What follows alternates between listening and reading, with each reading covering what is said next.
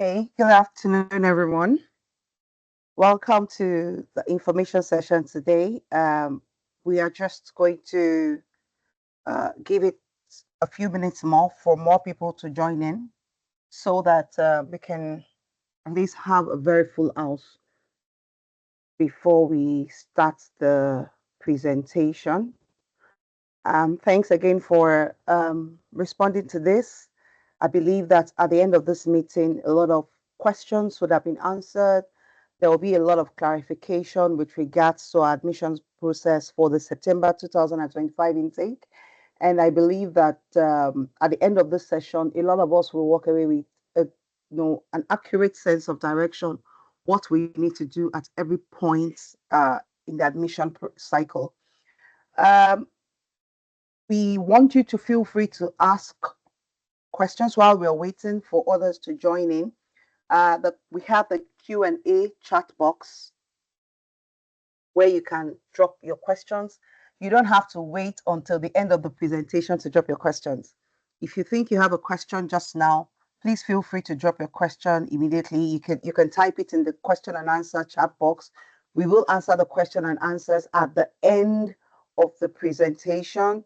If you have any question that is slightly unrelated to everything we've talked about, if you have any question that is unrelated, if you have any question that is unrelated to any of the things we said today and you think it will affect your admission process, you think it has not been addressed, pop it in the Q&A chat box as well. We will be answering your question.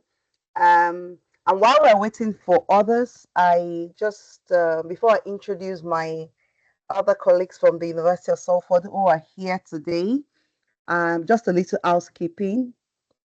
Our mics and videos have been set to turned off just to make sure we don't have too many distractions during the meeting so that the presentation can go on smoothly without interference from some people who know that their mic is turned on or the video is, on and they're somewhere not, that we don't want to see. Let's put it that way. Okay. Another thing I'd like to mention is that we would like you not to ask personal admission question, for example, maybe popping your student ID in the question and answer chat box, asking admission specific question. This is a public meeting, well, public to all of our holders here. Some people will follow through with the admission, some may not. And so we don't want you to share your personal details in the chat box at all. We will try as much as possible to answer all questions. That's a promise. We will answer all the questions asked today, but we don't want you to share your personal information in the chat box. If you think your question has not been answered, put it here. If it's a question we won't answer, we will tell you we're not answering this question. You need to send us an email. Because if it has to do with your personal situation and not a general inquiry, we might need to be able to give you a specific response, which doesn't apply to everybody. So in that case, you still need to send us an email or contact us maybe after the event or, whenever you're ready to get in touch with us. Okay, so it is 2:31 and we already have 109 people on the call and we're just going to kick off. I have my manager here, Mr. Quentin Albert, is joining us here today on the call. Also, I have one other colleague from the international office. His name is Mr. Mark Knight. A lot of you will know him. I don't know if Mark is here. Mark, are you here yet? Hello, Mark.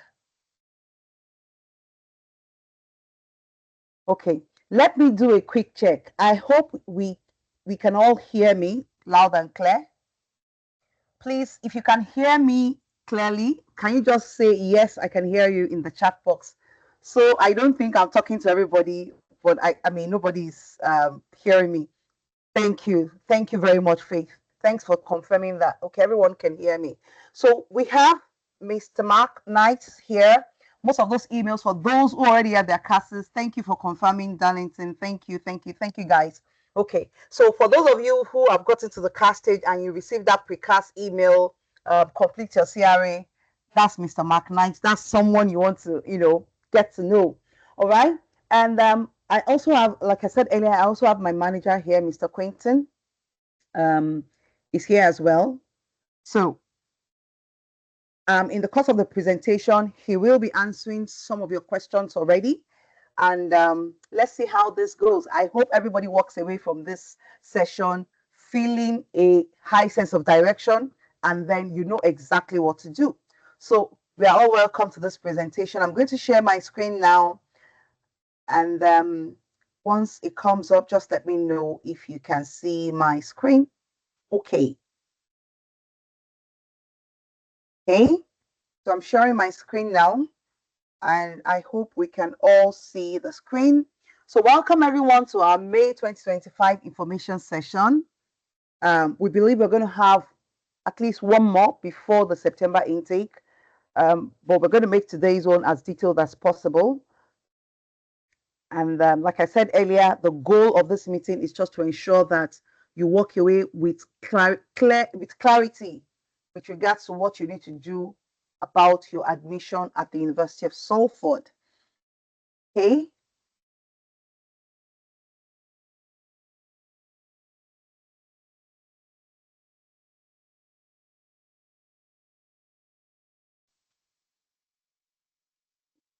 I don't know if the sound is working okay.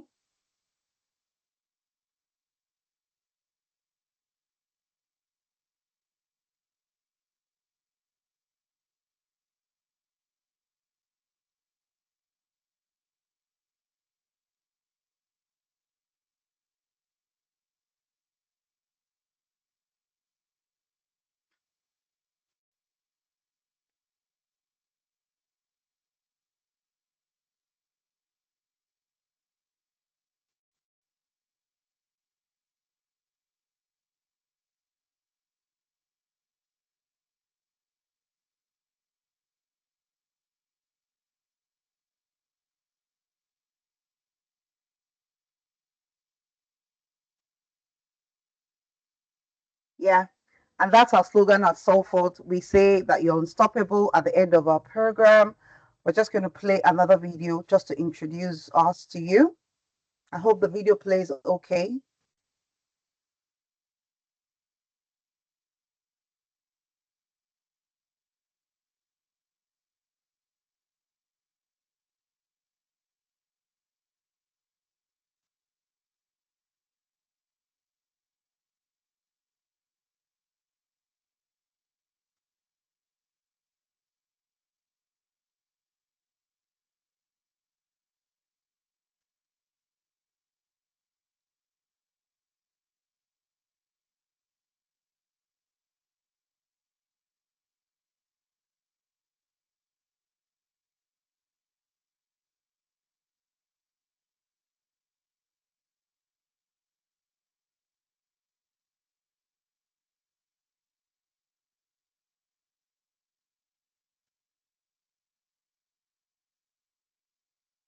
Okay. And one more before we continue.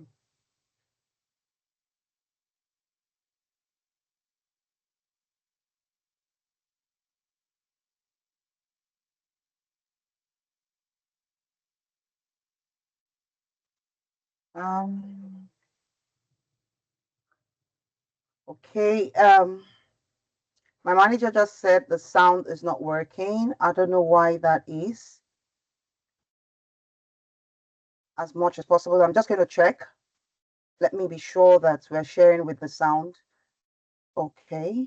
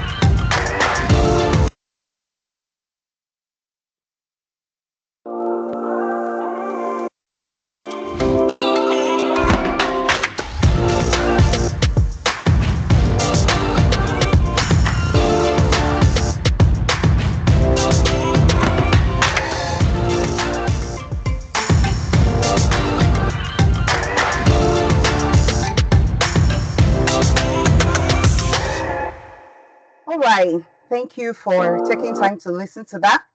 And like we already know, the University of Salford initially was founded as a Royal Technical Institution way back in 1896, and we attained university status in 1967. We're a campus-based university with over 21,000 students, and we're proud to say that we're one of the first universities to introduce placement years in our course. As a lot of you would know, some of our programs have the placement year. If you want, it's optional. That's where you can take another year to work in industry, take your intern and come back and finish your project. We'll get to that later. Okay. And our location, we're at the northwest of England, located next to Manchester, and we form part of Greater Manchester. Everyone always wants to know how far we are from London. We're just 2 hours by train. And as you know, the transport system in the UK is fantastic.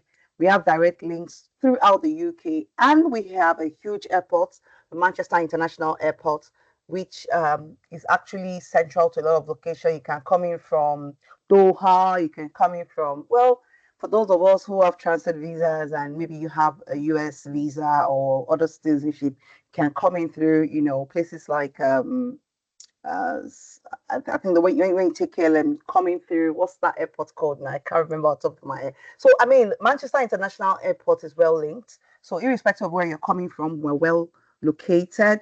And in Manchester alone, we have about 2.8 million residents. That's good news because where you have a huge population, you know that commercial activities in that area is very active, which is what you want as an international student when you think about job prospects. And the student number in Manchester alone is about 100,000 or more because, as you know, we have other universities in Manchester and around Manchester.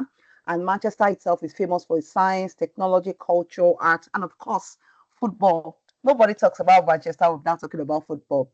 And one of the time location ranking, which is called Time Out, at some point voted us as third most exciting city in the world. I still feel Manchester is a very exciting city to live in because it's not as distracting as London, but it still has that vibe. And you can have a fair balance, with enjoying city life and also focusing on your study. You don't want to study in the suburbs where you have to commute hours before you see what's going on in town. So, I mean, the city of Manchester is a very good place for you to study. For those of us that don't know anything about Manchester, maybe someone just said, "Oh, why don't you apply to Manchester, to Salford in Manchester?" So these are some information about the location for you. Now, this beautiful picture you're seeing here is the picture, is the is the main picture of our Peel Park campus. No one misses this particular picture. Once you see this picture, it's synonymous to Salford. This is our Peel Park campus picture, and this other picture you're seeing is our Media City campus picture. Our School of Media is located in Media City, UK, which is a very strategic location for people who want to study their media courses and graphic design and things like that. And you know that in Media City, UK, we have organizations like BBC, ITV Studios, and the rest, which makes it a very industry relevant environment for students studying those kind of courses. All right, quickly into our 5 schools. I know you have offers from different schools, so you might not even know what's going on in other areas, other aspects of the university. So let's do a quick intro. So we have 5 main schools at the university. Well, I think 4 of it is the one that is your most your concern really, because the last one is not really for everyone. But we have 5 schools, but this school includes the Salford Business School, the School of Arts, Media and Creative Technology, the School of Health and Society, the School of Science, Engineering and Environment. Now, the Salford Languages is the school where we have our professional English programs, which most of our Nigerian applicants don't need because we have our English YF, which is suitable for a lot of our courses. But also in this Salford Languages School is where we have our International Foundation Year program. Because we always have a lot of master's applicants, we tend to forget that we also have UG students who have just finished from their secondary school and they need to take a program that will allow them get admission into their undergraduate program. So the Salford Languages is where we have our International Foundation Year program, and that's why we've included it here. Moving on quickly, one of the most popular school at the University of Salford is the Salford Business School. And I mean, if I take a poll on this course, on this call now, and say, let's take a poll, let's find out how many how many how many applicants we have from different faculties. I have a strong feeling that the business school will take the highest votes. Yes, that's a very popular and big faculty for us. And that's because of the quality of the courses that we have available at the business school. Our courses are industry relevant, they're industry accredited, and we focus on practical learning at the University of Salford Business School. Like I said at the beginning, we have work placement available in all our UG programs and select PG programs, which I'll share with you shortly. And we have flexible intakes all year round. We have intakes in September, January, and June for the business school. In general, the university has 3 intakes, but only the business courses are available in June. So in between September and January, you find courses from all other faculty. For the business school, it's available in September, it's available in January, it's available in June. But only courses are not available for the June intake. The business school are the finance courses. So fintech, financial technology, accounting, and finance. Those are the 3 courses that are not available in June. Okay. Our courses have their relevant professional accreditation like ACCA for the accountants, CIM for marketing, Chartered Institute of Logistics and Transport, and on and on. These are just a few examples. And some of our subject areas include accounting and finance, HRM, project management, marketing, and the rest. Okay, just so you know. And like I was saying earlier, these are the courses that have the placement opportunity at the University of Salford, which includes the MSc Digital Marketing, the International Business Operations Management, Project Management, MSc Procurement, Logistics, and Supply Chain Management. Is there a fee you have to pay? You have to pay another tuition fee for that placement here? No, but there's a cost which includes the placement fee and the cost to extend your visa and also pay your immigration health surcharge for that year. Okay, so the placement, because I've had too many people ask me this question. Oh, I got my offer, but the placement opportunity, placement part of it is not showing. When I hear that, I just giggle. So when you get your offer for a course you intend to take the placement here, the offer doesn't come with the placement already. You need to complete your coursework at the University of Salford before you progress onto the placement year program.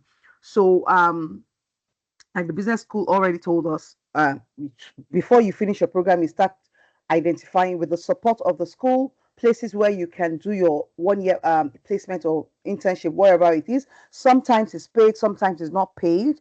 And some people who get paid can get paid up to like £18,000 or more, depending on the industry where they get their placement, depending on the organization, and also depending on the skills they have at the time. Okay, so you study for 2 semesters and then placement for 3. You come back to the university, you do the placement here, and then you come back to the university to write up your project. So that's it briefly. If you still need more clarification, you can send us an email at the end of the program, or obviously we can't attend to phone calls and all the emails after the event, but you can ask your question right after the program, and then we'll attend to everyone. All right, moving on quickly to our School of Arts, Media, and Creative Technology. This is the school that has a lot of their program in the Media City campus. So this school is one of the largest institutions for art and media education in the UK. Like, you can Google that. Okay, and that's because, one, we are strategically located. Our media school is right in the Media City, where we have top media companies like BBC, ITV Studios, okay? And we have very strong industry links with this organization, which helps these applicants, these students on this program, transition seamlessly to industry. The industry standard equipment, every time I go to the Media City campus, sometimes I feel like, wow, I wish I could do a media course, because the equipment are like industry grades, what you would find in typical, studios like BBC and the likes. And our students actually work with this equipment. So in case you have an offer for that school, those are just info for you to know what the media school covers. And on our website, you will find lots of resources about what we have to offer at the media school. And not just the media school, all the schools on the website, If you go to the page, it's just a lot of people don't like to read. If you explore the pages one after the other, you will find other information you won't find maybe in the prospectus, or we can't put all that in this presentation. So if you want to know more about the kind of equipment available in our School of Arts, Media and Creative Technology, you can check that on the website. And these are subject areas we cover in this school: arts and design, dance, English, fashion, journalism, film, TV and media, history and politics, music and performance. And I know some of you would already have offers and they're asking you for portfolios or a revised portfolios, because these courses are very practical, they're hands-on. So assessors need to see what you've done in that area before. All right, moving on quickly to our School of Health and Society. This is another school that we get lots of inquiry for. So for people who are doing BSc top-up nursing, MSc nursing, social work, psychology, physiotherapy, counseling, and this is a school where we have those courses. It's a forward-thinking and dynamic school with real-world impact in the way they deliver their program. Okay, one thing that's really fascinates me about the school is their facilities, like their human performance laboratory, their digital imaging suite. So, these courses are quite practical. For example, the nursing courses, there's a lot of clinical activities they take. So sometimes they're in NHS facilities, like doing their clinicals in real life, or they also have these simulated facilities on campus where they can carry on their practicals as well. Okay, and last but not the least, we have the School of Sciences, Engineering and Environment. I always call it 3 in 1, because in the school we have our sciences, our science programs, we have our engineering programs, and we have our environment programs. So for sciences, courses like drug design, biomedical sciences, and for engineering, mechanical engineering, aerospace engineering, civil engineering, construction, and things like that. And for environment, like health and safety environment courses, all those courses are in this faculty. We also have architecture there as well. All our data science, artificial intelligence, and all of that, they're all in this faculty as well. And like most of these courses have their relevant professional accreditation.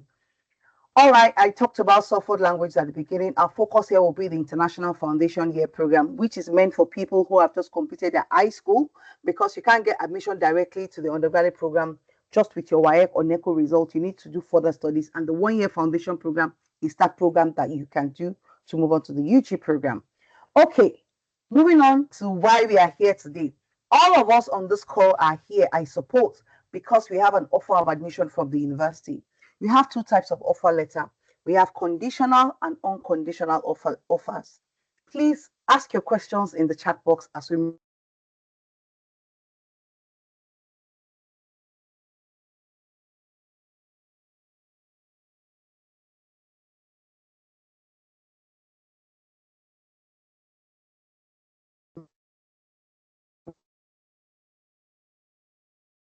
I have an unconditional offer, so I want to know when I request my CAS. And I'm like, okay, have you paid your deposit? She said, no, I've not paid my deposit, but I have an unconditional offer. That got me confused for a bit. So I asked for the student ID and I quickly put that on the application portal to check.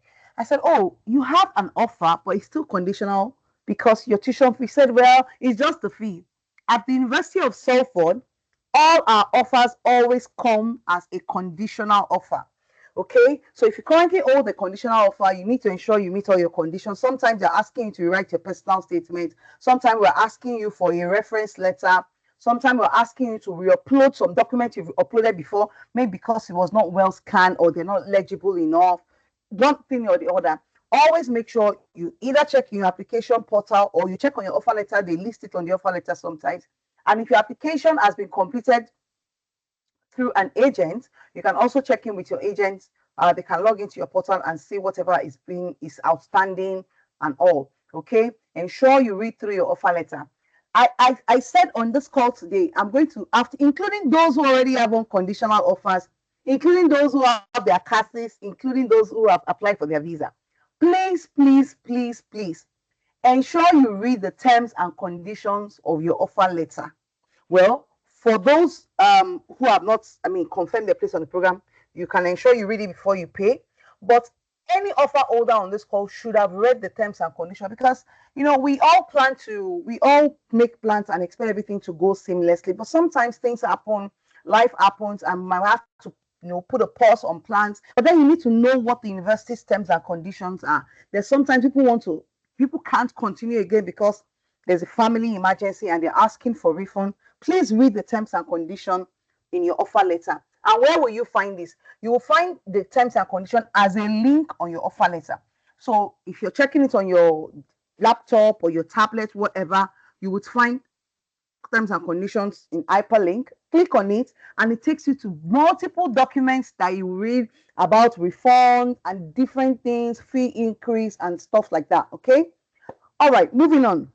If your course is at capacity by the time you are ready to confirm your place on the program. So I'll keep saying confirm your place on the program, which means you've responded to the admissions team by providing all the documents they want, and you've also paid your deposits. If your deposit comes in at the point where the course is filled up, what happens automatically? I mean, admissions will not come back to you and say, oh, Adedayo, thank you for your payments. Project management is now filled up. What do you want us to do? They're dealing with thousands of applications. What usually happens at that point in the cycle is you get your unconditional offer, but you get it for a subsequent intake, which is what most of us do not want. And that is why we're starting this kind of activities early on in the cycle. I know that in Nigeria, we have this African time mentality, and it also reflects on the way we respond to our plans. But please, we've noticed year in, year out that people start to wake up towards the end of the summer or mid-summer to start taking their admission seriously. Some people got their offer in January. Say, well, I'll start thinking of how I'll raise the money in June. I understand. We all have different capacity and resources, but please, university operates on a timeline. And when you decide to become super urgent with your plans at the very last minute, your urgency might no longer be our urgency at that point, because the university has a set number for every course, for every intake. And once we hit that target or even surpass it a bit, we close confirmations to those courses and we start to defer people to the next intake. A lot of this happened for January and for September, January 2025 and September 2025. In fact, it happened for some June intake. So we're letting you in on this early on, so that if you've been sleeping on your plans, maybe because your sponsors have not responded to you, you want to start telling them that I'm about to lose this admission if I don't get things moving. So please, please, please ensure you confirm your place on the program. And let me give you a gist. The courses that are notorious for yanking people off suddenly is the business school courses. And as I speak to us now, a number of courses in the business school have already closed to new application. So courses like project management, international business, MSc management, human resource management, those courses have closed to, no, don't get me wrong, they've closed to new application, not to confirm your place. So imagine we've closed those courses already at the end of April. So it means those people who have offer at the moment, you want to confirm your place as soon as possible, because once the course is filled up, we close the window again and start moving people to another intake. And the subsequent intake for a lot of courses will be January. And mind you, not all courses are available for the January intake. For example, public health is not available in January. We've closed public health to new applications already. Some nursing courses are not available in January. Top-up nursing is still available. Some courses are not available in January. If you check on our website, on any course page, check your course page, your preferred course on the university website. Ensure you scroll down to the bottom of the course page and you'll find the info, you'll find the update on tuition fee, you'll find the update on the next intake available.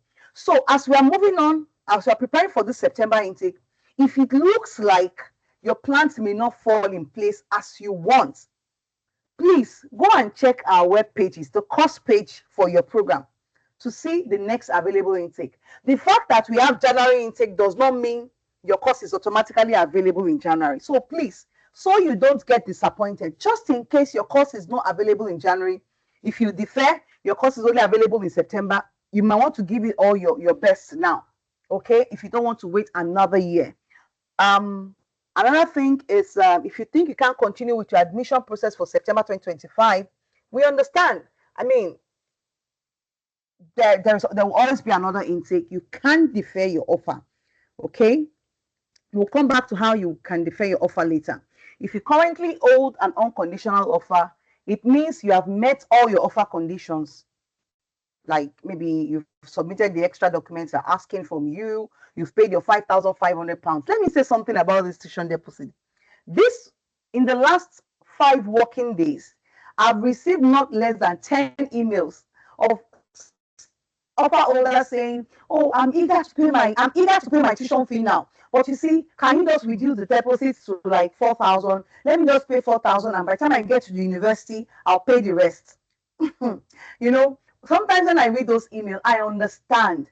But you see, the university has a policy, and we don't bend that policy on a case by case basis. The university policy is that deposit is £5,500. Now, someone told me on Monday, "Oh well, I don't have all the £5,500 now, but I'm going to pay it in installments." I said, "Well, that's fine. If you want to pay your £5,500 5 times, like you want to pay one, that's what you have, and you don't want the money to stay with you, it's fine. But remember, we will not confirm your place on the program until the payment is complete. So while you are doing it in bits, if unfortunately that cost gets filled up before your payment is complete and we confirm that yes, your tuition deposit is complete, you will not need to remind us that, oh, I started paying 4 months ago in bits." Okay, so the danger with that is you don't know, we don't know when the cost will fill up. People ask this question very often: "Oh, when is the tuition deposit deadline?" We don't have a specific tuition deposit deadline. Once the cost is filled up, we close confirmation to the customer. And if you check your offer letter, you would see that we specifically stated we cannot confirm your place. We will only confirm your place on a first come, first serve basis. I'm saying this because I understand that some people would only be ready with their funds maybe in June or July. Understand the consequence, the possible consequence of delaying your confirmation until that time. It may work out for the particular course you have an offer for, that there are still places available very much. And it might happen that by the time you are now ready with all the funds, even your proof of funds and everything, the place is already filled up. Okay. And another funny thing I see with a lot of people, sometimes people tell me, "Oh, they have a conditional offer," and they say, "Oh, I've already started my proof of funds." And I'm like, "Okay, so that one is going to take 1 month. So let me start my proof of funds already, and then in the course I'll pay my fee." And I don't say no, but I'm just putting myself in that situation. I will not make additional commitments for a course that I don't have a confirmed place on. Because I've seen a lot of people in the past start their proof of funds, and then maybe by the 3rd week of their proof of funds, they now say, "Oh, I'm ready to pay my fee." They pay their fee and the cost is filled up. So all that effort wasted. So on a scale of preference, your first priority should be get your place confirmed on the program. Be sure you have a place, a secure place on this program. You've provided all the documents they need, and you have also paid your deposits. One other condition I need to talk about quickly before I move on to the next slide is the English language condition. So, we usually write in the offer letter, "Oh, show us your proof of English." Now, for most of our courses at the University of Salford, we would accept your WAEC or NECO at C6, C5. We will take that. Now, this is how the English WAEC results and NECO results is graded, is compared to IELTS. So if you are on a course, if you have an offer for a course that has an IELTS 6.0, okay, or even 6.5, a C6, C5 in your English and WAEC will just be fine most often. But you see, there are some courses that have a higher IELTS requirements. For example, public relations and digital communication requires IELTS 7.0. Now, when we compare that to our WAEC or NECO, that will be somewhere around B3, C4. And so some people say, "Oh, but Salford accepts WAEC for English language proficiency." Yes, we do. But note that if you're applying to a course that has a higher English language requirement, then we need to be seeing a higher grades, not just the regular C6. We need to be seeing something higher. And sometimes the assessors in that department can also use that discretion to say, okay, this person will be fine. Maybe they've looked at the work experience and other things. And, some people also provide English language proficiency. That will not be automatic, but they still need to confirm from the academic department if that will be fine. Okay. So for unconditional offer holders, please also read your terms and conditions. If you have an unconditional offer, you are ready to apply for your CAS, okay? And if you still feel for one reason or the other, you're stuck, you've paid your deposit, but you want to defer till another time, that is fine. You can do that, and then make sure you update that on your portal, request for deferral portal, and also follow up with the admissions team, okay? All right. So how do I defer my admission? For those of us that feel I don't think I can follow through with this process now. You can defer your admission by logging into your application portal to initiate the deferral request. Okay. So you either select your next preferred intake or the next intake available for your course. Now, your next preferred intake might not be the next intake available for your course. So, for example, if you are studying, if you have an offer for public health and you want to defer your offer for September, you think, oh, I'll start in January. We don't have public health in January. So when you request for a deferral, it will defer you to September 2026. So be sure of the next available intake for your course when you are requesting for deferral, okay? It is not automatic that all courses are available in January. So please double check. And if you do not receive feedback after a while, maybe say within 10 to 15 working days, you can send a follow-up email to the admissions team. Please note there are different email addresses for different admissions team, for different schools. So for business school, for example, you have your admission email at the top right corner of your offer letter. Anytime you want to follow up with anything regarding your admission, go back to your offer letter. You would see the admissions team email on the top right corner. That's the email address you should be sending anything regarding your admission process to, okay? And once the deferral request is processed, you should get an updated offer letter for your next intake. Now, for those of us who still have conditional offers, you've provided all the documents that you need.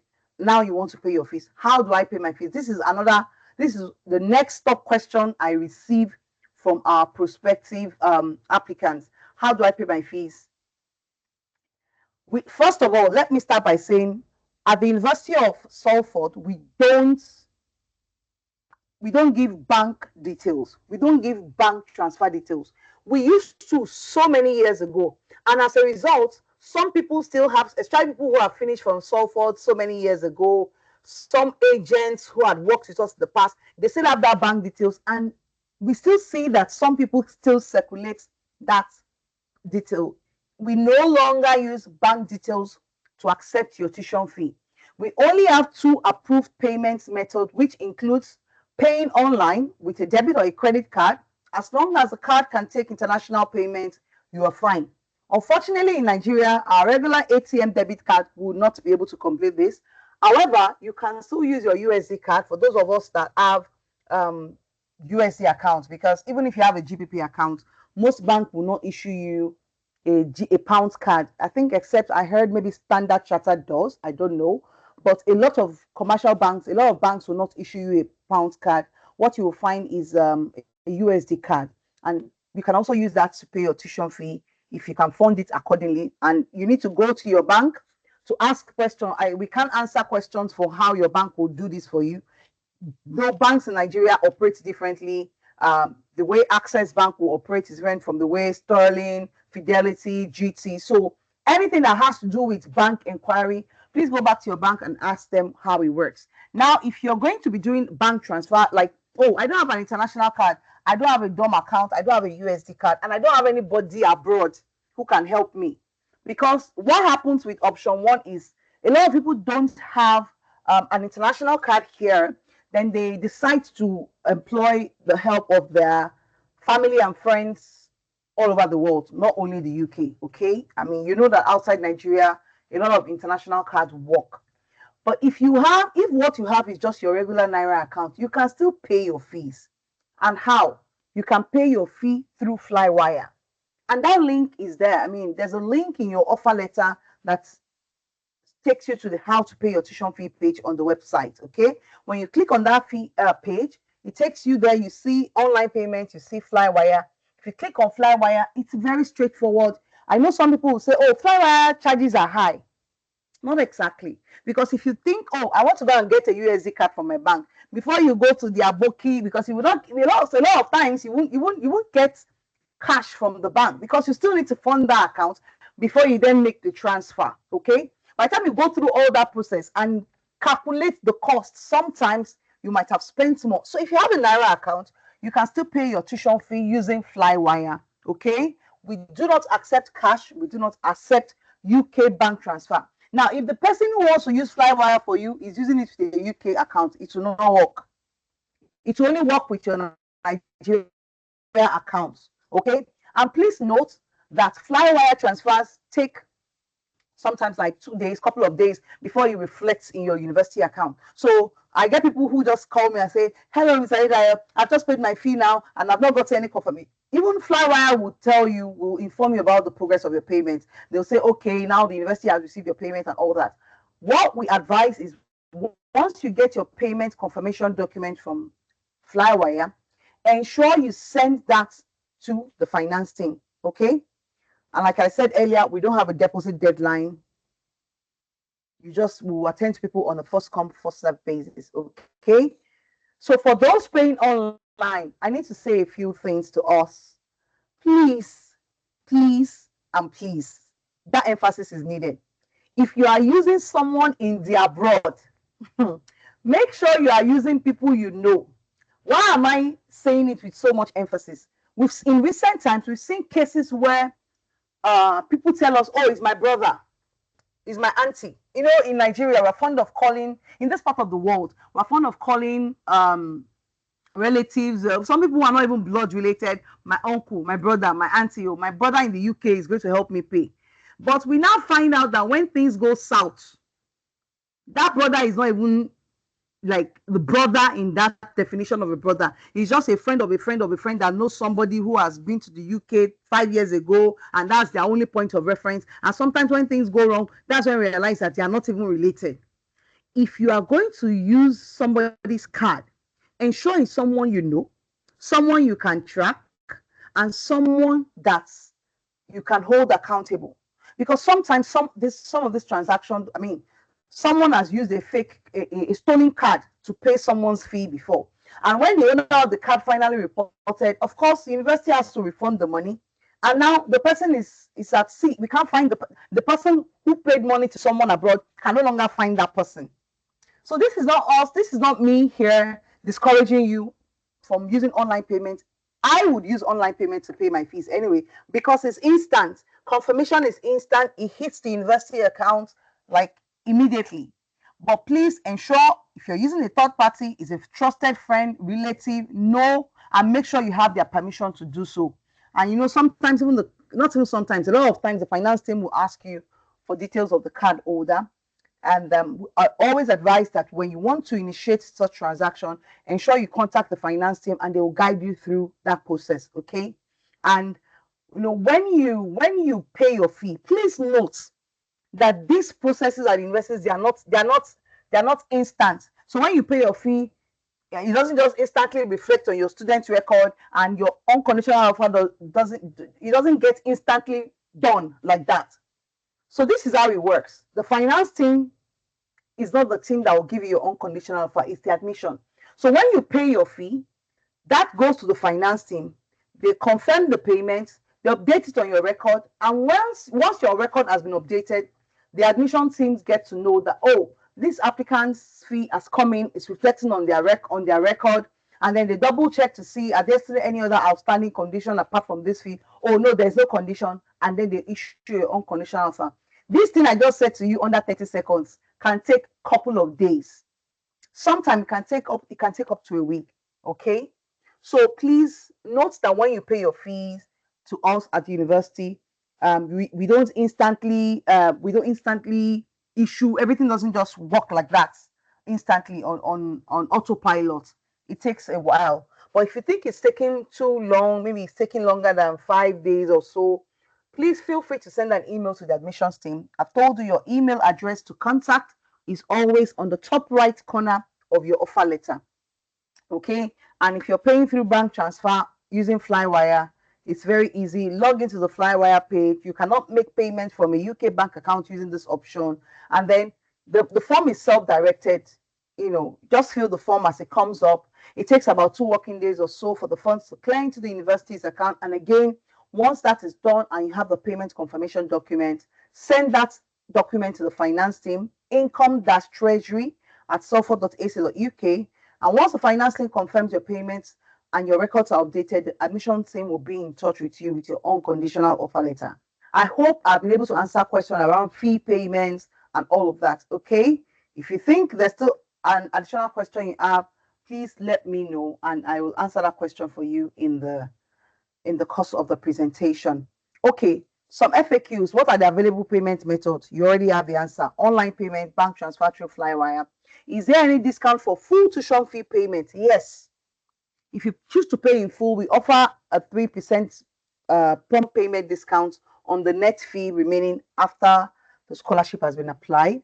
How many installments can I pay my tuition fee? Okay. What are the installments available at Salford? If you are studying an undergraduate program or the International Foundation here, you would have the opportunity to pay your fees in 5 installments. Okay. And if you are studying a postgraduate program, now postgraduate courses include masters, postgraduate taught courses, which is MScs, masters. It also includes postgraduate research courses like MRes's, MPhil, and the PhD program. Those programs allows you to pay your fee in 7 installments. So, for example, people who have offer for BSc top-up nursing, you can only pay in 5 installments because your program is still an undergraduate program. BSc business top-up course, 5 installments. MSc project management, 7 installments. MSc data science, so that's how it works. Okay. And when you pay your £5,500 deposit, there is no other payment due until 1 month after the enrollment, after you enroll at the university. So you don't have anything to pay when you get to university. So 1 month into your registration, that's when you pay the first installment. And someone asked, what is it, monthly? Yes. So let's say you've paid out of your fees, you have 8,500 left. After we remove the scholarship, we remove the 5,500. You divide 8,000 either by 5 if you're an undergraduate program, or you divide it by 7, and that gives you an idea of the monthly payment you pay the rest of your fees in. I've talked about the prompt payment discount. Now let's move on to our CAS. How do you get your CAS? For those who already have an unconditional offer, and we have people who even already have their visa on this call, we're just going to watch this video. I hope it plays okay.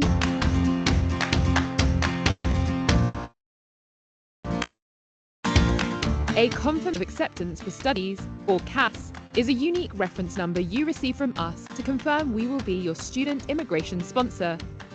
You need the CAS to apply for your student visa. Once you have an unconditional offer to study at Salford, you are ready to apply for your CAS. You can apply for your CAS and visa 6 months before your course start date. We will contact you when it's time for you to apply for your CAS. It can take some time for us to process your documents, so please wait for us to email you. Our CAS team will email you with instructions for how to request your CAS. You will be asked to confirm if any of your personal details have changed since you got your unconditional offer, as it's very important that all details are correct in your CAS. Depending on which country you are from, you may need to upload some documents which comply with Home Office requirements. You may need to show you can financially support yourself to live and study in the UK. You can provide any of the following financial documents. Bank statements showing the full amount has been in there for a minimum period of 28 days. It must be in your name or your parents' name, and it must not be a company account. The date shown on your bank statement should be within 31 days of your visa application. Bank letter with official stamp or signature. Education loan letter only from a recognised bank offering official loan schemes for specified educational purposes. Fixed deposit certificate. This must specify a date of maturity for the funds before the course starts. Building Society passbooks, or if your fees will be paid by an official sponsor such as the government or a multinational company, you will need a letter from them to confirm this. Nationals of certain countries will be required to upload a TB screening certificate. Remember to book your TB screening early, as the certificate is valid for 6 months, and use a Home Office approved testing centre. If you are asked to submit documents, you must personally upload them using the CAS request form, and do not email them to us. Once you have submitted your CAS request, we will send you an email to confirm when you can expect to receive your CAS.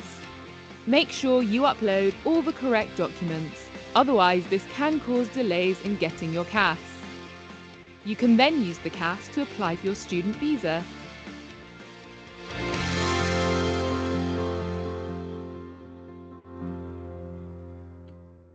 Okay, I hope that video played okay for us. So that video already summarized everything we need to say about getting your CAS. So for you to be able to request for a CAS, you need to fulfill all your offer condition. Obviously, you should already have your own conditional offer. That means you've fulfilled all your condition, you've paid your deposit. You need to complete your TB test. We'll talk about that along the line. And you also need to show your proof of funds. Now, I've heard so many narratives from a lot of applicants saying, oh, do I really need to show my proof of funds? Oh, my agent told me I don't need to show my proof of funds and all that. Whether you have applied to us directly or you have applied through one of our partner offices, through one of our agents' offices, you need to show your proof of funds and your TB test prior to your CAS request. And please, if you have applied if you have applied through our agents, you should not be requesting your CAS yourself. Why do I say so? Applications, CAS requests from agent students have a different process, okay? So they check the documents for you themselves, they check your bank statements, they check your TB test, and then they have a particular form they need to complete for you and fill the CAS request form. We had a situation this week where we got a CAS request and the CAS team voided the request and told us, oh, this student is from an agent, but they've come to complete their CAS request by themselves, which makes that invalid. So please, if you're on this call and you have applied through an agent, it is not a problem. In fact, it's a plus because you have passed on that burden to someone else. Please, when you are ready to request your CAS, you know that your proof of funds is ready, your financial documents are matured, you've done your TB test and it's positive at the approved center, go back, please. Always go back to your agent's office, to your counselor. They will have assigned someone to you in the office that attends to you. I know sometimes you want to do everything yourself, but if you've chosen to go through an agent's office, especially at the CAS stage, you need to go back to them because there's a process they need to follow for you. If you go and if you request your CAS yourself, the CAS team will void that request and you just succeed wasting your time. If you have done the needful, go back to your agent's office and ensure they do their due diligence for you. I mean, we'll move on faster. And the fact that you had completed a CAS request, it was voided, doesn't mean when you come back doing the right thing, then they'll put you in front. You have to go back to the queue, okay? So please, if you're an agent student on this call, when you get to the CAS stage, ensure your agents are seeing your proof of funds and they've seen your tuberculosis tests, positive tuberculosis test certificate, and they know what to do. They will request your CAS, and also they have to complete a particular form that we've assigned to them to complete on your behalf before the CAS request is put in. Okay, so nobody is able to cut the corner or bypass our process. For this intake particularly, the CAS team is taking the CAS request process very seriously.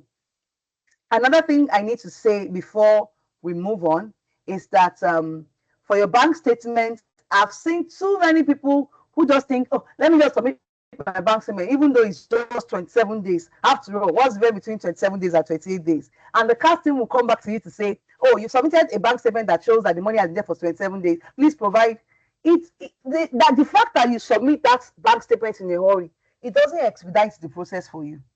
No. Because when you come back with the right thing, we will not leave everybody who have done the right thing and then quickly attend to you because you were already on the queue before. What's worth doing at all is worth doing well. And that's why we are having this session. Please ensure your bank in fact, those people who have spoken to me on the phone, I like to discuss cash and bank issues verbally. I respond to emails too, but I still like to talk to people because sometimes people don't read email and give it the right meaning. So whenever someone is telling me about bank statements, I like to see the document and talk to the person. I would always say leave the money in your account for at least a month. That way you won't have to deal with the issue of, oh, is it 28 working days or is it just 28 calendar days or all those errors associated with the calculation. And I know people are counting their costs. No, I can't wait for 1 month. Once it's 28 days, let me just print my statement. In fact, some people feel there is a rule that says you must print it on the 28th day. No.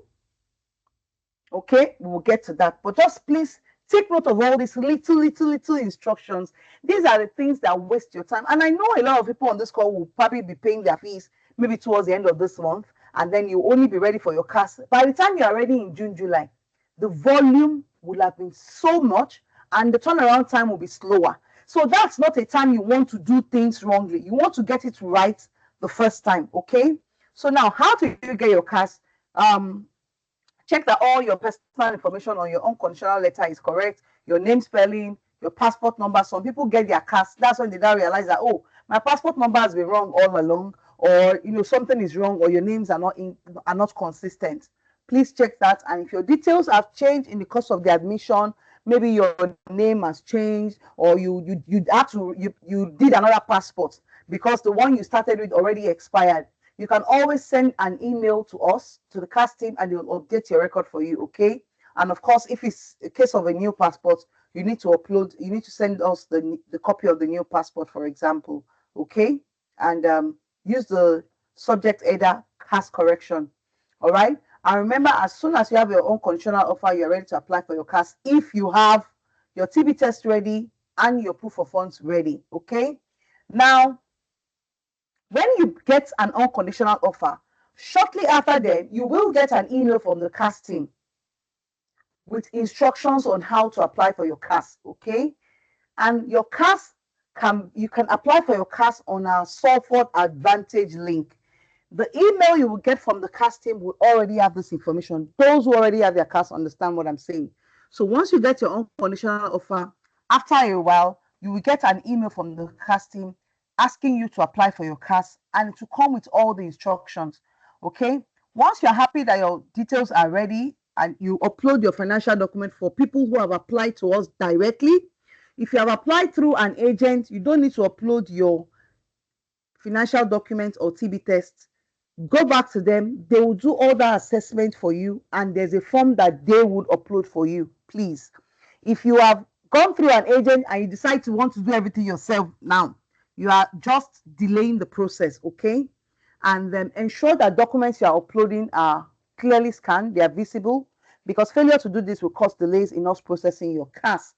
All right, so someone from the CAS team, once you have completed your CAS request on the Salford Advantage system, someone from the CAS assessment team will send you an email with the email address salford-cas@salford.ac.uk.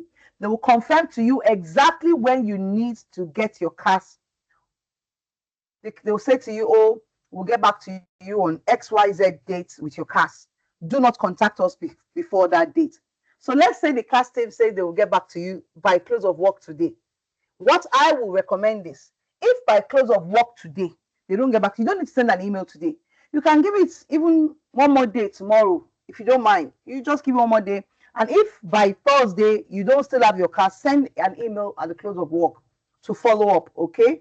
Maybe it's an oversight. But sometimes the reason your CAS issuance is being delayed is because the CAS team, they've asked for further documents and you have not sent it. Maybe because you're not checking your email, or maybe because the email went to your spam. Please, during this process, don't leave anything to chance. When you are checking your emails, check your inbox, check your spam. email, and also check your trash in case you have deleted the email in error. Okay, all right. And apart from you requesting your CAS, there are pre-CAS activities, which we also call compulsory research activity that you have to do.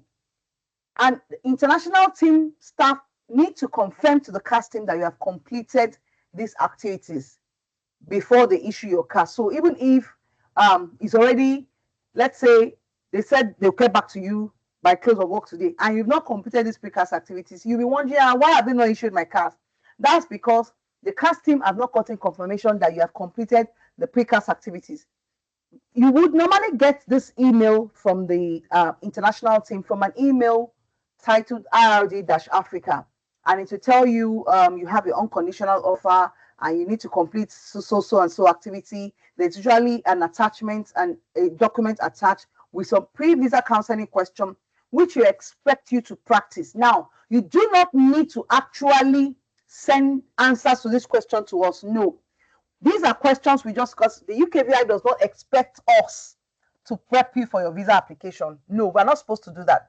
But this pre-visa counseling question will help you prepare for the visa application just in case you are scheduled for a credibility interview by UKVI. Sometimes these guys decide to, maybe they just look at your application and they can't add up some things. They feel, let's have a conversation with this person. And that's not when you start preparing for the credibility interview. That's why we prepare you with all those things. We watch the video, and then we're going to have a replacement video very soon with updated information, which we will post on one of the social media pages for you to watch. Okay, so the pre-visa counseling question has different questions like what's your plan after school? What research did you choose? Why did you choose Salford? How do you intend to fund your study? These are default questions you should already have answers to. In fact, some of those questions, if you have written your personal statement by yourself, if nobody else wrote your personal statement for you, some of those questions have already been answered in your personal statements. Okay, so you need to answer those questions for yourself. And if you're confident that after answering those questions, watching the videos, you are good, you can send an email to IRD-Africa that I have now completed the pre-CAS activity, and then we will confirm to the CAS team that you have completed these activities, and they will issue your CAS. Failure to do this leads to delays. This is where most of the delays happen. Sometimes the email has gone to your spam and you don't know. So we're telling you now, there are 2 emails to expect when you get to the CAS stage. You will get one from the CAS team telling you how to apply for your CAS on Salford Advantage. You will get another one from the international office from IRD-Africa at salford.ac.uk telling you to complete the pre-CAS activities. And when you are done completing it, you are meant to confirm back to that email to tell us you have completed the pre-CAS activities, and we'll also confirm to the CAS team that you have done that. Okay, all right. How do I access the CAS request form? In fact, I put this FAQ because people ask me all the time. You don't need to ask this question, because if you have an unconditional offer, you will automatically get that email from the CAS team, and the link to apply for the CAS will be there in that email. I have an unconditional offer, but I have not yet been contacted about getting my CAS. Sometimes it might take a couple of days for you to get that email after you become unconditional. But if you think it's taking too long, please send an email to us to help you check what's going on. I've made a mistake on my CAS request form. What can I do? You can send an email to salford-cas@salford.ac.uk and let us know what exactly you need to correct, and we'll update that for you. Okay, I've applied through a university agent. How do I request my CAS? Like I said, go back to your agent, ensure your agent does the needful for you. They will do the CAS request for you, because they'll be checking your bank statements for maturity. They'll be checking your TB test as well, and they will need to upload a particular form that we have assigned to them to upload, answer certain questions, and then we'll issue the CAS. You don't need to upload this document on the CAS portal, please. I mean, if you've started with them, I think you should continue to sustain that confidence. And I tell you, all our agents are professionals. Sometimes when I visit the office, I post a picture on Instagram or maybe on LinkedIn, to let you know that we identify with these offices. And please, if you have any issue with any of your agents, don't feel like you are reporting somebody.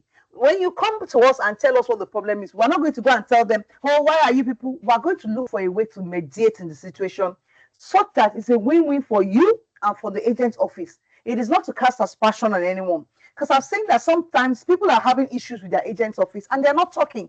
So because they don't want to talk, they start doing things on their own and they start doing things wrongly. So please, if you have an issue with your agents, please feel free to give us a call. Give me a call.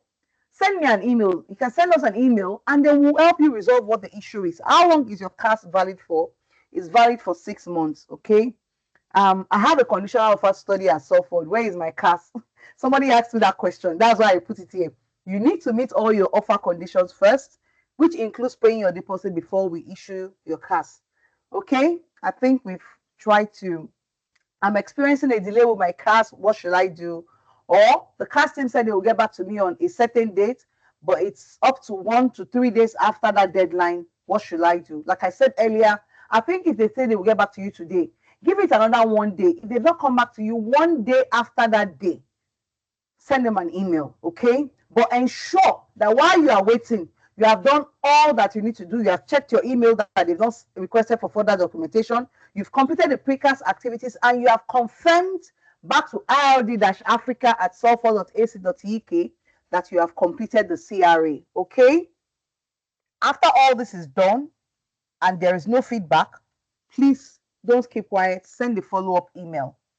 All right, so that's the CAS process for you. In summary, meet your offer condition, get an unconditional offer, get an email from the CAS team, fill your CAS request on the CAS Advantage form if you have applied for your program directly.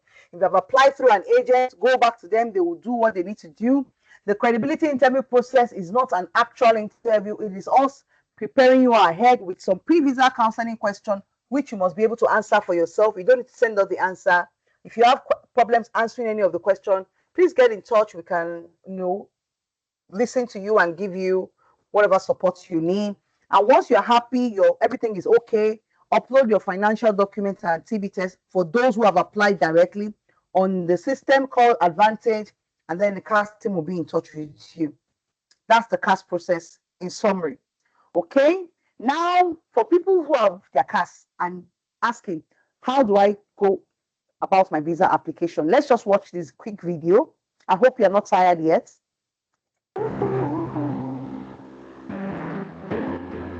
To study in the UK, most international students need a student visa, including students from the EU if they have not applied to the EU settlement scheme by 30th of June 2021.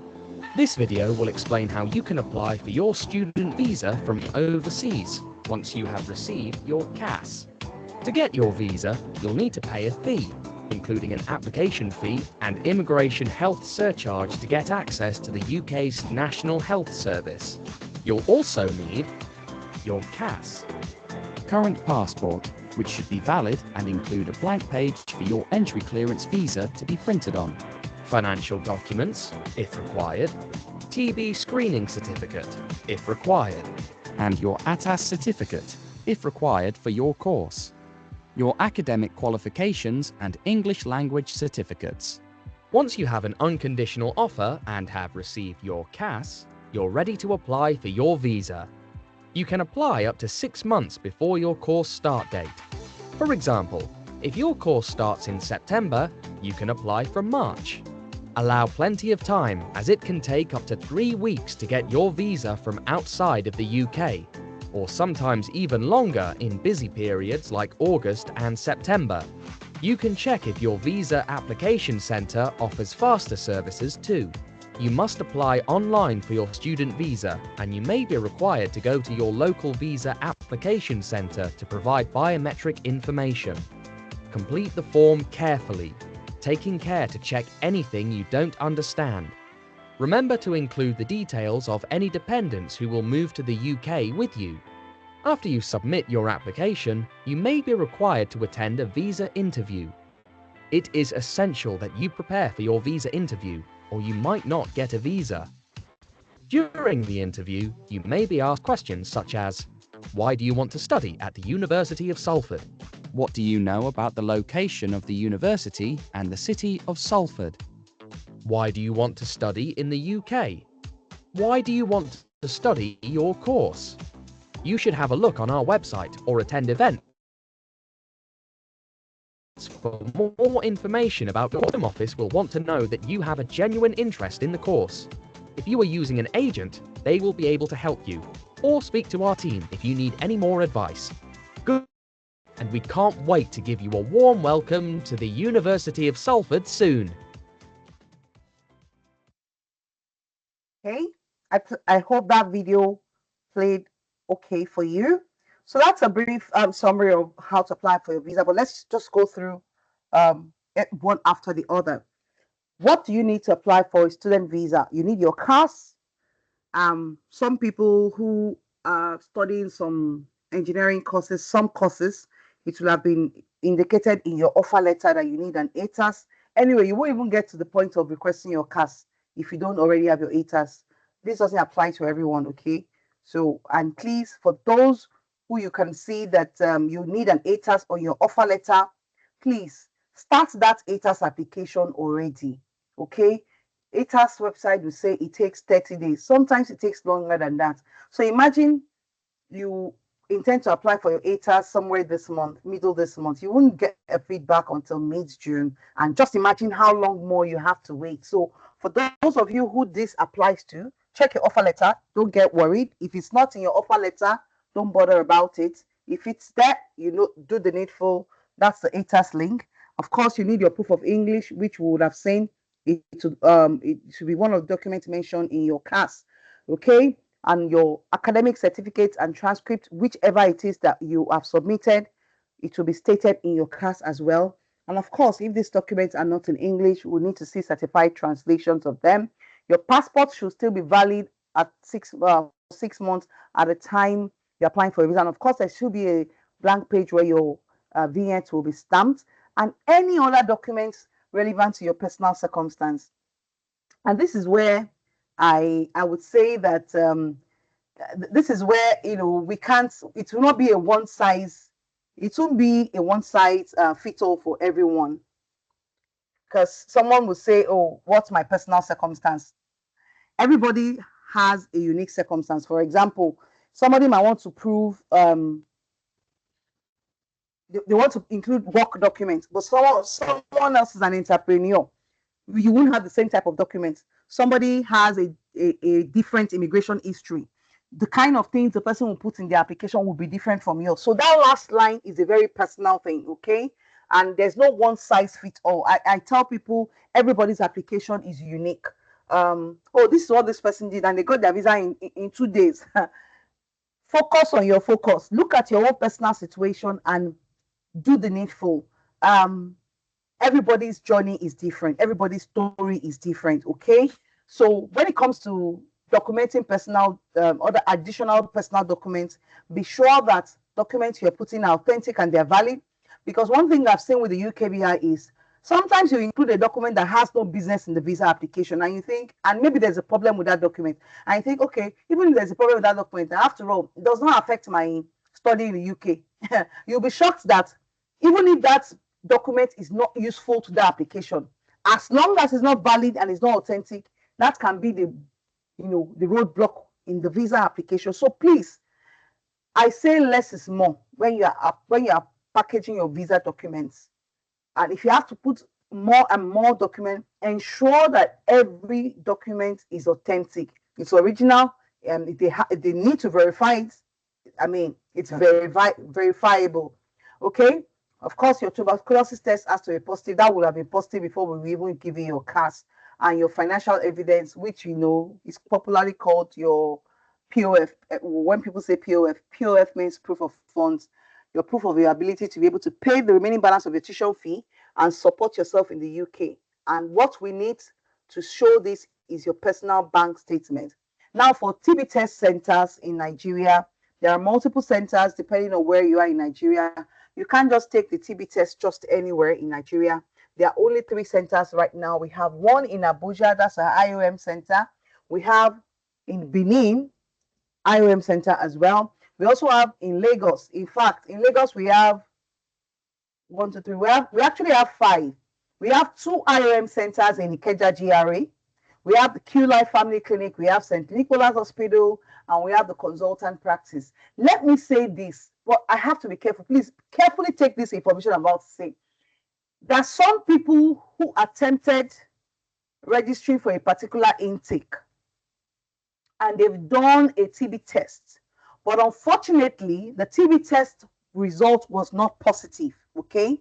And then the IOM, wherever you did the test, will say, oh, you need to wait for, they need to do a sputum test, and then you have to wait for 12 weeks before they come back with the final results and all that. You know, in the course of all that back and forth, some people's TB tests become like almost expired at the time they are getting another cast from us. Or sometimes the TB test has not expired, and it will, you know already that by the time you are submitting your visa application, it will expire. And when you go to the IOM center, they will not allow you to do another TB test until the current one is expired. Well, please, this comment I'm about to make, it's what has worked for some people. I don't know if it can work for you, because not everybody is affected by this. I've seen cases where people will go to IOM center and they'll say, oh, and they say, oh, no, your TB test has not yet expired, and the person is time constrained. On few occasions, I've seen people go to another TB test center.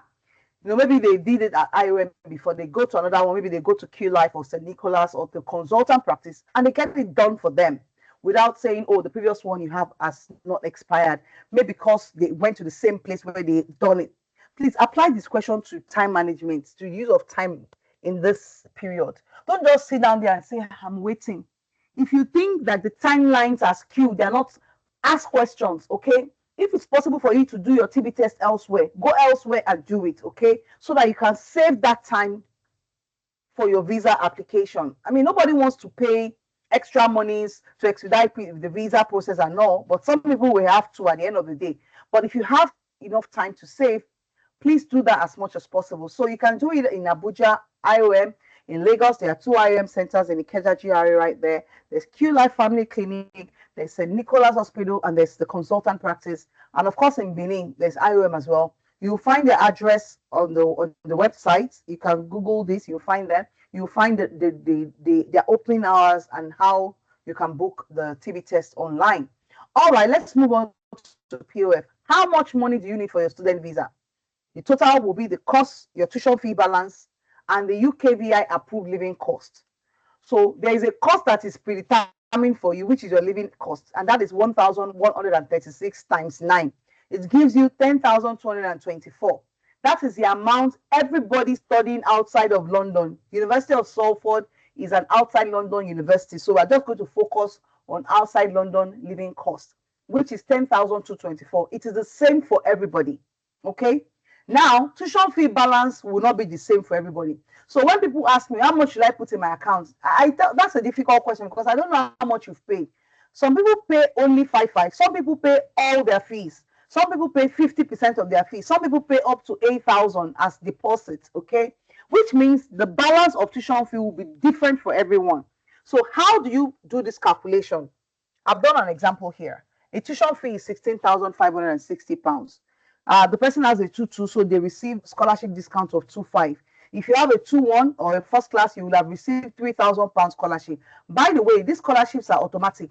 If you have an offer letter and your scholarship discount is not stated, it's an omission. It does not mean we didn't give you the scholarship. Our scholarships at the University of Salford is automatic, as long as you have a minimum of a 2-2. If you have a 2-2, you get 2,005. If you have a 2-1 and above, get £3,000. So please go and check your offer letter, because some people had to wait until they're casted before they realize, oh, my scholarship discount is not reflecting. Address that now. You can get in touch with the admissions team. Again, the email address is on the top right corner of your offer letter. So let's get back to our example. Your tuition fee is 16,560. Your scholarship discount is 2,005. Living cost is 10,224. You've paid a deposit of 5,005. This is how you calculate. You subtract your scholarship discount from the 16,560. You are left with £14,060. So that is your tuition fee after the scholarship discount. Now, let's get what your tuition fee balance will be after deposit. You pay £5,500 from that amount. You are left with £8,560 as your tuition fee balance. Imagine if you paid maybe up to £8,000, the tuition fee balance will be lower. Okay, so you can apply this to yourself now. So your POF will now be your living cost and the balance of your tuition fee. Your living cost is 10,224, is a fixed amount for everybody, plus 8,560, which will give us £18,784. Now, this is the amount that UKVI is looking for in your bank statements. But money paid for accommodation, I mean, sometimes some people book university accommodation and they just pay upfront. If you have paid for your accommodation at the university, the maximum amount you can offset from your living cost of 10,224. So let's say after you book your accommodation, your own accommodation bill for the entire study period is, let's say, 8,000, let's say £7,000, and you decide to pay £5,000 out of it. UKVI is saying, out of that £5,000 you've paid, the highest amount you can take away from this 10,224 is £1,483. Okay, it's very rare for me to say. I rarely see people who pay their full accommodation fee. Maybe UG applicants though. But if you paid your university accommodation fee, the largest amount you can remove from your living costs is 1,483. So which means in your own case, you will now subtract 1,483 from 10,224, and then whatever is left, you add it to your tuition fee balance. Okay. This accommodation fee cannot be a private rented accommodation, even if you have receipt. The only type of accommodation fee you can remove from your living cost is the university accommodation, and it must also be stated on your CAS. It is not the £200 deposit you paid for your accommodation or £400, whichever the case is. It is the accommodation fee. So please be careful so you don't misinterpret this information. Okay, how can you prove that you have the money? I've heard too many versions from people. Oh, my uncle in England is sponsoring me. My uncle in Germany is the one that is my sponsor. The only approved sponsor that the UKVI, and UKVI means UK Visas and Immigration. Don't let it confuse you. UKVI means UK. So if you hear me say UKVI, I'm also referring to the Home Office. The UKVI says the only official sponsorship they recognize is sponsorship from governments and from international body, maybe from university, maybe like PTDF. So coming down to us in Nigeria, it will be scholarships like PTDF scholarships, NDDC. Let's go to the international company like NLNG and the like, but not a scholarship from your company that is not an international, globally recognized company. You know, all those global scholarships that some international companies give, you know, those are the only ones that we would look at, that the UKVI will look at. But anything outside of this, you don't have Commonwealth Shared Scholarship, you don't have Chebney Scholarship, NDDC, PTDF, and law and the likes, we will not be looking at that. In fact, we've seen some local government scholarship. We will still tell you to pay your full tuition fee or put the money in your account. Okay. We will also look at some loan award. You know, for example, I've heard a lot of people talk about Prodigy Finance. Okay, but you know the way Prodigy works, they only sponsor you up to a particular amount they've assessed you for. So if, for example, Prodigy says, oh, we're sponsoring you to the tune of $8,000, that $8,000 might not cover your tuition fee balance and living costs. That means you show your Prodigy Finance loan to cover for that amount. You will now show in your own account the remaining money that Prodigy Finance. I'm just using Prodigy as an example. Okay, all right. Another option you have, if you're not using your personal bank statement, is your parents' money. And if you're using your parents' account, they must provide a letter confirming that they agree to use, for you to use the account. And you must prove relationship, showing your birth certificate. If you're born in Nigeria, you should have an NPC birth certificate. Okay? If you've never had an NPC birth certificate, if you go back to NPC office now, they won't give you the actual certificate again. They will give you the letter of, there's a letter they issue, like, just to confirm that, okay. Because I think once you're above 18, they don't give you the certificate, but some people still get it somehow. This is Nigeria, we don't know. Things happen. But you need your NPC birth certificate and a letter of sponsorship and consent from your parents to be able to use that account. Some people say, oh, but the UKVI rule says I can use the Guardian. Can't my uncle be my guardian? I'll go to the court and get documents. Please, please, and please. In fact, last year, to be precise, an applicant got a visa refusal for this purpose. She actually had court documents, but I remember telling this applicant, these court documents are recent. It's obvious that it's because of this UKVI thing. That's why you have gotten. I mean, how can you be presenting guardianship documents? You are 35 years old, and then or maybe you are 24, and you are presenting guardianship documents. The people who need guidance are people who are underage, and that such documents will have been existing for so long. So please don't even bother going that route if that is really not your situation. You stick to your personal account or your parents' account if that's your situation, or if you have a sponsorship like the ones I've described earlier. You cannot use overdraft, you can't use cryptocurrency, stock and shares, pensions, bank accounts that are not regulated by by CBN in Nigeria, bank account that does not keep an electronic record. You can't use all these kind of statements. In fact, sometimes when I'm doing visa counseling with our applicants, I hear all manner of bank names. There are some banks that I don't even know about. And they say, oh, no, somebody else used this. I'm like, okay, fine. As long as it's regulated by CBN, I like to play safe. I always like to err on the side of caution because the rate of bounce is not smiling. So please, as much as possible, I will advise stick to the commercial banks we know. If you are using a commercial bank that is not a popular one we know, please double check that this bank or this financial institution is regulated by CBN. Okay. And yeah, so personal bank statements, you can't use your company account, even if you are the sole signatory to the account. If you are using your own money, it must be an account you have access to. If you are using your partner's money, it must be an account. Well, you can't even travel with your dependents anymore, so that's not even applicable anymore.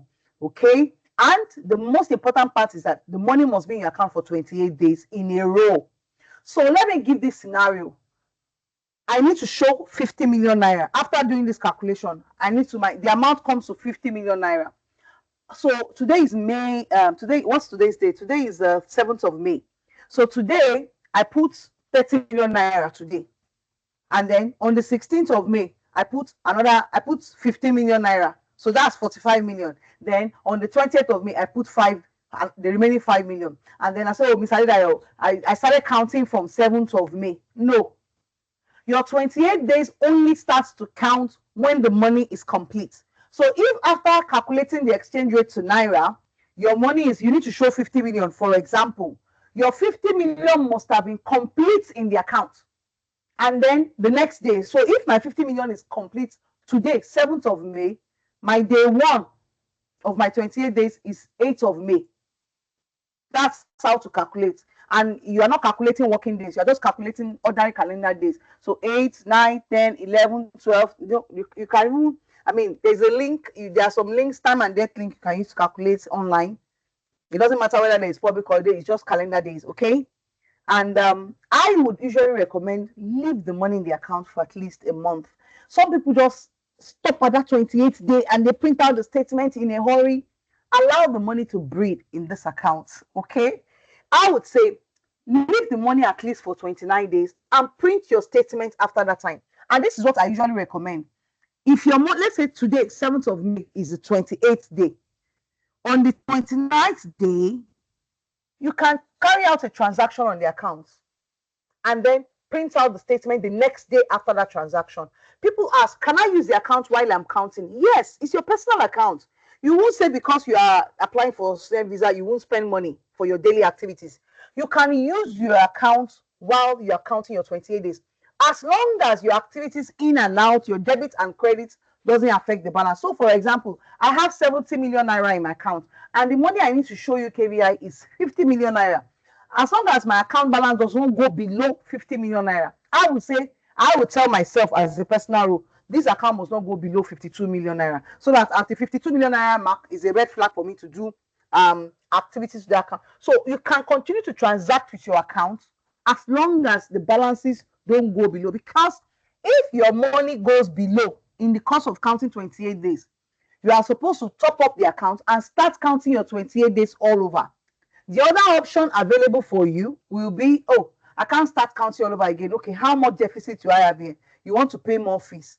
But this is downside. The cast team will be like, why didn't you just go ahead and apply for the visa state when we gave you your cast? Why did you tamper with the money? In fact, someone called me this week and said the reason they got a visa refusal was they didn't know they were supposed to leave the money until they get the visa. So I said, what did you do? He said, oh, we withdrew the money from the accounts like maybe 2 weeks after the visa application while they were still waiting. Now they just thought after all they submitted the visa application. Please don't touch the money in that account until you collect your passport and you have seen your vignettes with your correct details. Leave the money in the account until your visa is ready.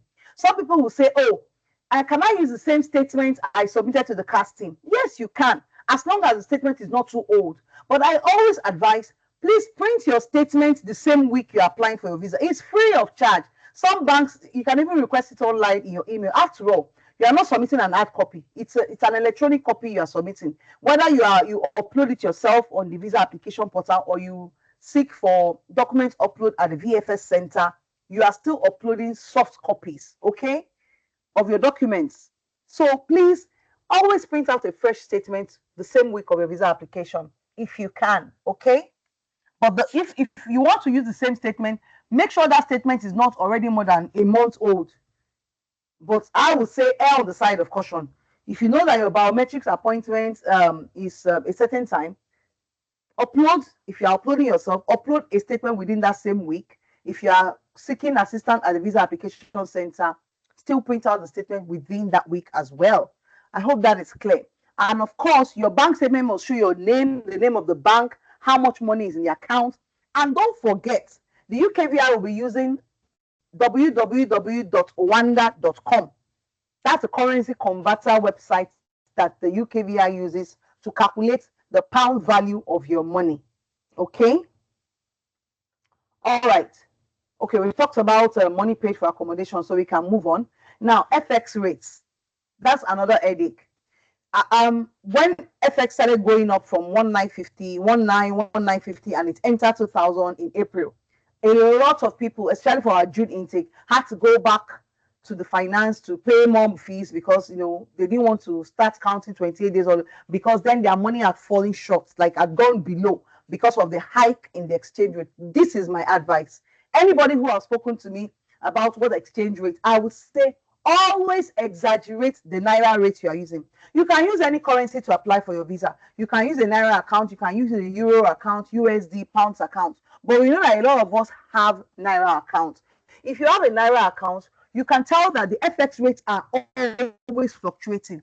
So I would say to you, always make provision for more. You are not paying out the money, you're only showing the money. So as of this morning, I think I checked the exchange rate, and the exchange rate this morning was about 2,140.67 pounds to 0.67 naira to £1.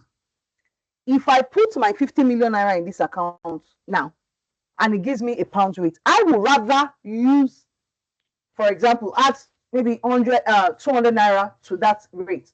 So if the rate, for example, is 2,140 pounds and naira to £1, I would use, for example, 2,350, add 200 naira to it, because we know that the exchange rate cannot suddenly go that high. But you see, this is Nigeria. Things are not stable. And you don't want to use your own application as an experiment, say, no, my own. And it's not by confession. It's not by God's grace. Just err on the side of caution, please. When you are planning for the money in your account, because don't forget, this money will be there till you request your CAS. This money still needs to be there till you apply for your visa. So please always use an exaggerated exchange rate when you are calculating your fees all the time. I mean, it's going up every day now. It's 2,140 today. We don't know, maybe it'll be 2,150 tomorrow. And you have planned at 2,160. So every day you can't sleep. Your BP is high because you are checking. If you just err on the side of caution and make provision for more, you can at least rest. The entire process is already stressful. I think you need more rest during this wait time. Okay, enough said. Visa fees right now is £524. It increased from 4 something last year. And when you fill the visa form, it comes up in USD.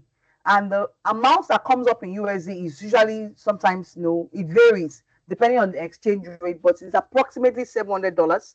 Okay. Um, and of course, you also pay your immigration health surcharge as well. Now, your immigration health surcharge is calculated based on the duration of your course and your visa.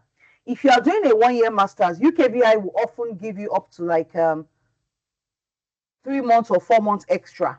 So once you have a couple of months extra for your visa duration, because they give that long so that you can also stay back and do your graduation and all of that, and decide if you want to progress with your post-study application and all.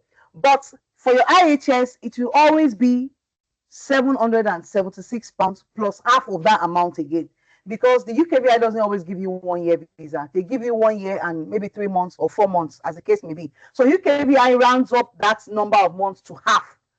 So you pay the money for 1 year is £776, and then you pay additional half of that money. So that comes up to £1,164. In dollars, that might be around $1,600 approximately. Please note that when you are paying for your immigration health surcharge, sure, not just that, your immigration health surcharge, your visa fee, you need a card that can carry out that transaction.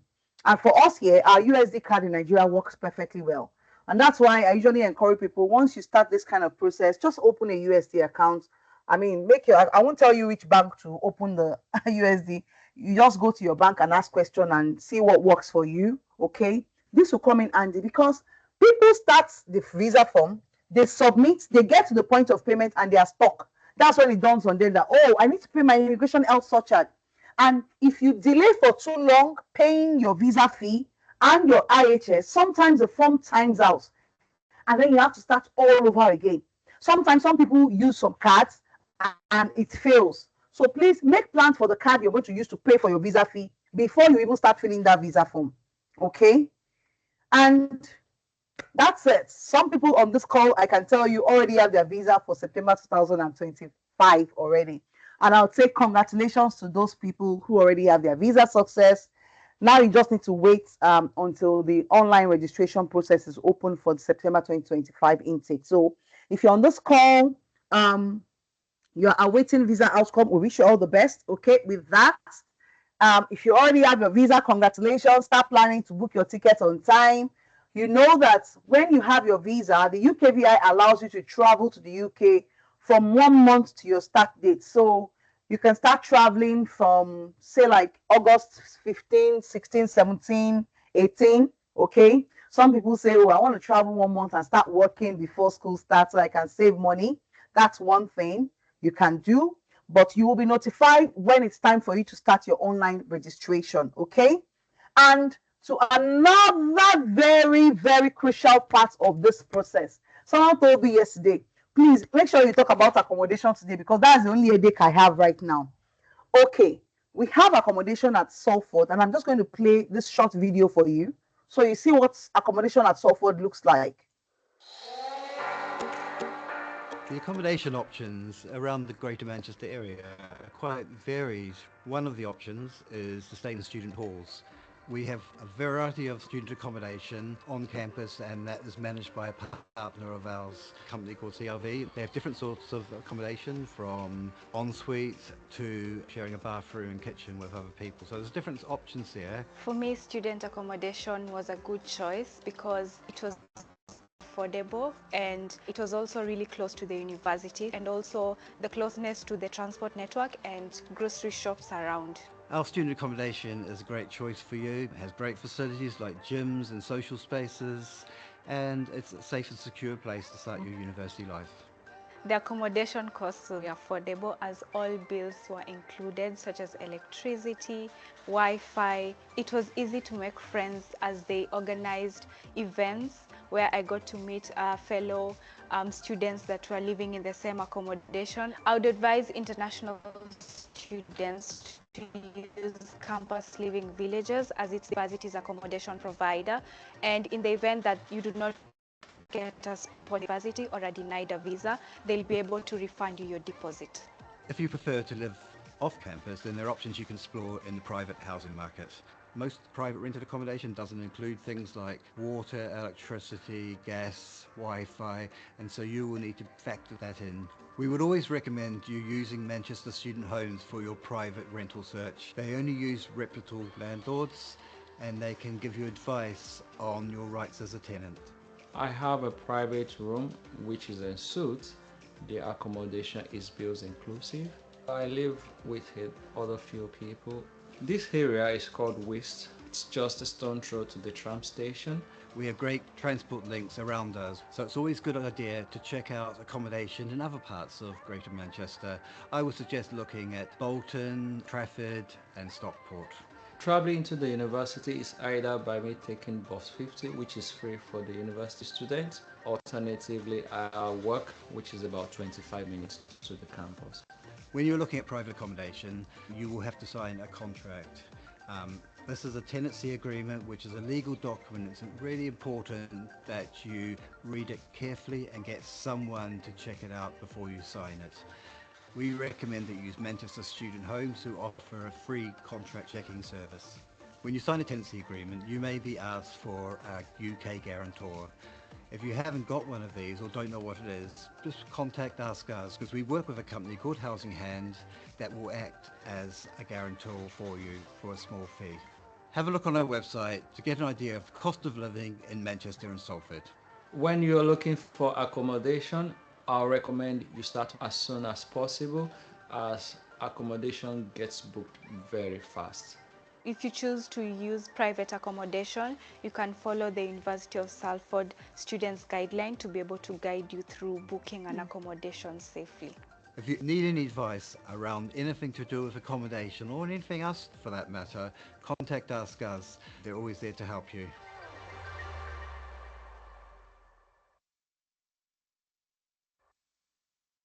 Okay. All right. So I hope the video worked a bit for you and or you were reading along. So yeah, so we have different types of accommodation on campus, but let me just say quickly, the accommodation on campus is very limited, first of all. So um, people end up, you know, maybe not getting the accommodation that they want. But if you start the process early on, okay, I know at some point they will ask for a deposit and all. Some people already have booked. So just check all those options and see what the difference is in the accommodation. Because accommodation is a very personal decision. Some people can share toilet and bathroom. Some people want an ensuite toilet and bathroom. So you might want to check this. But some people also want to stay in private rented accommodation. But you can look at the accommodation page on the university website, okay, and see what works for you. But if you're that type of person that feels, oh, I mean, I want a private rented place outside of the school where I'll have more space. I don't want to share with anyone or things like that. Yes, you also have that option. But one thing we always say to you when searching accommodation, there are so many platforms and you have to be very vigilant because people get scammed in the course of looking for accommodation on campus, and never ever pay money if you're not sure. In fact, I say to people, if you don't have someone in Manchester or in the UK, it's really, I feel like it's difficult for you to complete a private accommodation rental process because you have to book a viewing. If you tell someone, except you have someone you trust that can help you facilitate the entire process. I mean, I would like to view a place that I want to stay before I make financial commitments. Okay, you always have to view the property. Don't depend on the pictures. You know, pictures can be photoshopped. Pictures will not reveal damp walls, you know, and some faults in a building, you know. So it's very important that whatever accommodation you are committing yourself to at the end of the day, you book a viewing, and that's only possible if you have someone that you trust who can do that for you before you arrive, or you do it for yourself when you come when you arrive in Manchester. Also make sure that you read the tenancy agreement, the contract. Every accommodation always come with a contract. Please make sure you read the contracts very well and you understand the cancellation policy. There is always a deposit requested by lots of landlords when you're seeking to rent a private accommodation. There are different types. could be a studio, it could be a one-room apartment, depending on what your capacity is, and this varies in price. When you're renting a private accommodation, they always ask for a UK-based guarantor. Again, if you don't have anybody in the UK, it might be very difficult for you to complete that process from here. That's why a lot of people at the beginning try to get a temporary accommodation for themselves first for the first maybe 2 weeks, and then when they are physically on ground, they can then decide for themselves based on what they are seeing physically. Okay. So there are different types of accommodation apart from university, where you find student halls are purpose built for students. There are a lot of them around university, which are just like 15 minutes away from the university. You'll find that link useful. We also have private rented out accommodation like house shares, people share houses. And then, for example, on the last Telegram group, I think for June, you see a lot of them saying, oh, I got an apartment. It has 2 rooms. I'm looking for someone who will take the second one. We can share the rent. Some people are even willing to share rooms. Okay. Sometimes those opportunities don't open up to you until you arrive. Sometimes on the group, you will find people start talking about that. Don't worry. You'll find out that conversation, once the Telegram group gets opened to conversation, we kept it on mute since last week. We'll open it up from tomorrow, okay, so that you can start talking. The main reason for that group is to allow people interact, ask questions. Some people have gone multiple steps ahead. They are willing to share their knowledge, okay? So I know accommodation is a very personal journey. Do what works for you. There's so many places, so many platforms, which I'll show you now, where you can find private rented accommodation. This link, so student spare room, right move, spare room, zoopla.co.uk, open rent, the studentroom.co.uk. If you start the search early, you might be lucky to find one. And for those who just say, look, I want to get to the UK first before I commit myself to an accommodation, I mean, you can book homestays, you can use booking.com or Airbnb to get temporary place for yourself. I tell you, if you book ahead of time, you won't have to pay exorbitant hotel prices. I know one of the first things people complain of when they arrive in the UK is, I've spent all my money on my accommodation.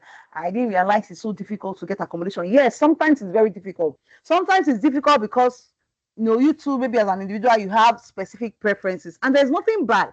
I mean, a place you're going to stay for an entire year, you want to give a good thought process, to that. So what I would advise is, if you cannot completely sort out your accommodation, going through the contract and everything before you arrive, ensure you have enough budget for temporary accommodation where you can stay. I know some you can get them for, like, if there are hostels, there's some you can get for like maybe 25 or 30 pounds if you book in advance. Some might be slightly expensive, more expensive than that, but depends on how early you book, and it also depends on the number of days you book. Please ensure you make plans for this. Don't arrive the UK and that's when you start thinking of where you want to go. In fact, at the border, for some people who arrived in this June on the platform, you see them saying, "Oh, one of the top questions they ask you at the entry is, where do you plan to stay?" Somebody said they mentioned an address that is like 3 hours from the university, and then that's now led to more and more questions. You don't want to be in a station where you've arrived the UK, you are the border agency, they're asking you a question and you are sounding uncoordinated. Accommodation is something you want to sort out. If you can't get a rented accommodation already, plan for a short-term or temporary accommodation on arrival at the university. These are just pictures of some of the university accommodation, the ones on campus. And this is what the bedrooms look like. They're really nice and spacious, although they are very limited. These are some of the common rooms there, and games room. And last but not the least, if you have not joined the official Telegram group for the Salford Nigeria 2025 intake, please join. The thing is, after we restrict the link, that's when you see people starting to ask, the link expired. Of course, it expired because it didn't join before the deadline, and the deadline is tomorrow, okay? And when you miss the deadline, you will now have to request individually via email, and response may not be instant. So please, if you have any friend that has an offer, or you're on this call and you're not on the Telegram group, please join the Telegram group. I think we're about 1,000 plus on that group now. And I know that by the time we open the group up for conversation, you will find it very useful. You don't have to talk all the time. You know, we always have ghost members in every group. It might just be, at least I'm binging on what people are saying. Sometimes people will just talk off point. Don't worry about what people are saying that is not relevant to you, and focus. I will be there sometimes, but I mean, the group will not necessarily depend on me. But be sure that I'm reading every message, because we don't want you advertising or doing shady things there. We don't want people sharing their personal information on the group. So please do well to check your email. If you have an offer, you must have received an email invite to join the group. And by tomorrow, we'll be restricting the group link, and you won't be able to join except you request personally. If you're on this group and you think you didn't receive the email to join, maybe it went to your spam, I don't know. This, you can take a screenshot of the details. These are the details I will need from you to be able to add you to the group after the link has been restricted, okay? And that brings us to the end of this lengthy presentation, but I believe it was very relevant, was very useful. As much as possible, we've tried to touch on everything, and I can see that my colleagues have been answering questions in the chat box. Thank you so much, Mark. Thank you so much, Quentin. I can see so many questions being asked here, and it's been answered. Yeah, and I can see that some applicants are also answering question. Okay. Okay. Anyway, I believe that these conversations can continue on the Telegram group when we open it up for conversation tomorrow. But I'm just looking through the chats now. These are my contact details. I believe all of us have the contact details. And that's my manager's details, Quentin. Mr. Quentin Albert is in charge of Africa. I mainly focus on Nigeria. Okay. And that brings us to the end of this presentation. And I want to say, I intend to start adding some video content on the Instagram, on my Instagram page. And you know, I'm thinking I'll add this video somewhere, because some of you might want to rewatch, because this session is being recorded. I'll try to see if we can get the link so that you might want to rewatch or watch the slides all over again, or you want to listen to some of the things we've said. I would find a way around that, and once it's done, I'll let you know, so we can upload this somewhere. And if you have any question, you can let me know. I'll be doing a lot of FAQ videos that I'm just going to put on a platform, so that we can keep going there to see, oh, what did they say about this particular question? What did they say about birth certificate? What did they say about letter of attestation? Yes, that was what I was trying to remember when I was talking about the birth certificate. Most times, if you're over 18, they won't give you the MPC certificate. They'll give you a letter of attestation, but it will have a barcode that they can that anyone can verify. So, which is cool. I'm just looking through the chat box now. Let me stop sharing my screen. I'm just looking through the chat box now, see if there are other questions that are still outstanding at the moment. I think we have, as much as possible, my colleagues have answered most of the questions. I'm just going to look through the chat box. Mark, I don't know if you want to say something to the participants on here. Hi, Mark. Somebody is raising their hands. I don't know if you want to unmute people to answer question, because we don't want to go past the time. If I allow somebody ask their question verbally, 20 more people will raise their hands, and I'm being very careful of that. Mark, do you want to say something? You want to say something? Maybe you want to make a comment on some of the questions that has been answered? Hi, Mark. Okay. I can't hear him. Okay, I'm just going to look through. I don't know if I should take a question. Okay, cast deadline. I'm seeing a question on cast deadline. Let me share my screen on a page. Now, on the university website, we already have the cast deadline for September intake there. The current cast deadline for September intake is June 23rd, 2025. Yes, June 23rd is a CAS deadline. We have a CAS deadline for postgraduate taught programs. We have CAS deadline for research courses, which will include, okay, Mr. Mark says he's having sound issues. That's fine, no problem at all. We have different CAS deadlines. And let me just share my screen to show you where you'll find that information on the university website. Let me show you that quickly. Group. So you would find that we have this page called intakes available page. Well, that's for people who are just trying to apply. But it will also, this page will also be useful to you when, let me just open up to you. Let me open, for example, look at the business school page. You know, I told you earlier that some courses are no longer accepting new application. Now, this page, when it gets to a point in the cycle, we will update this page to say, we are no longer accepting deposit for X so and so course. And we'll do that for every course. So for September intake courses, for example, the School of Arts, Media and Creative Technology, we have courses, all the courses are open for new application, open for deposit. The Salford Business School, all the courses are open for deposit. Some have already closed for new application. The School of Science, Engineering and Environment, everything is still open for application and payment of deposit. The School of Health and Society, we are no longer accepting new application for MSc Nursing. We are no longer accepting new application for MSc Public Health, which means very soon too, the confirmations will be complete. So if you come back to this intakes available page on the website, please take notes. You will find updates on the courses as we go. So for those people that are still waiting for their sponsor to come back to them, don't worry. You can get updates from here as we move on, okay?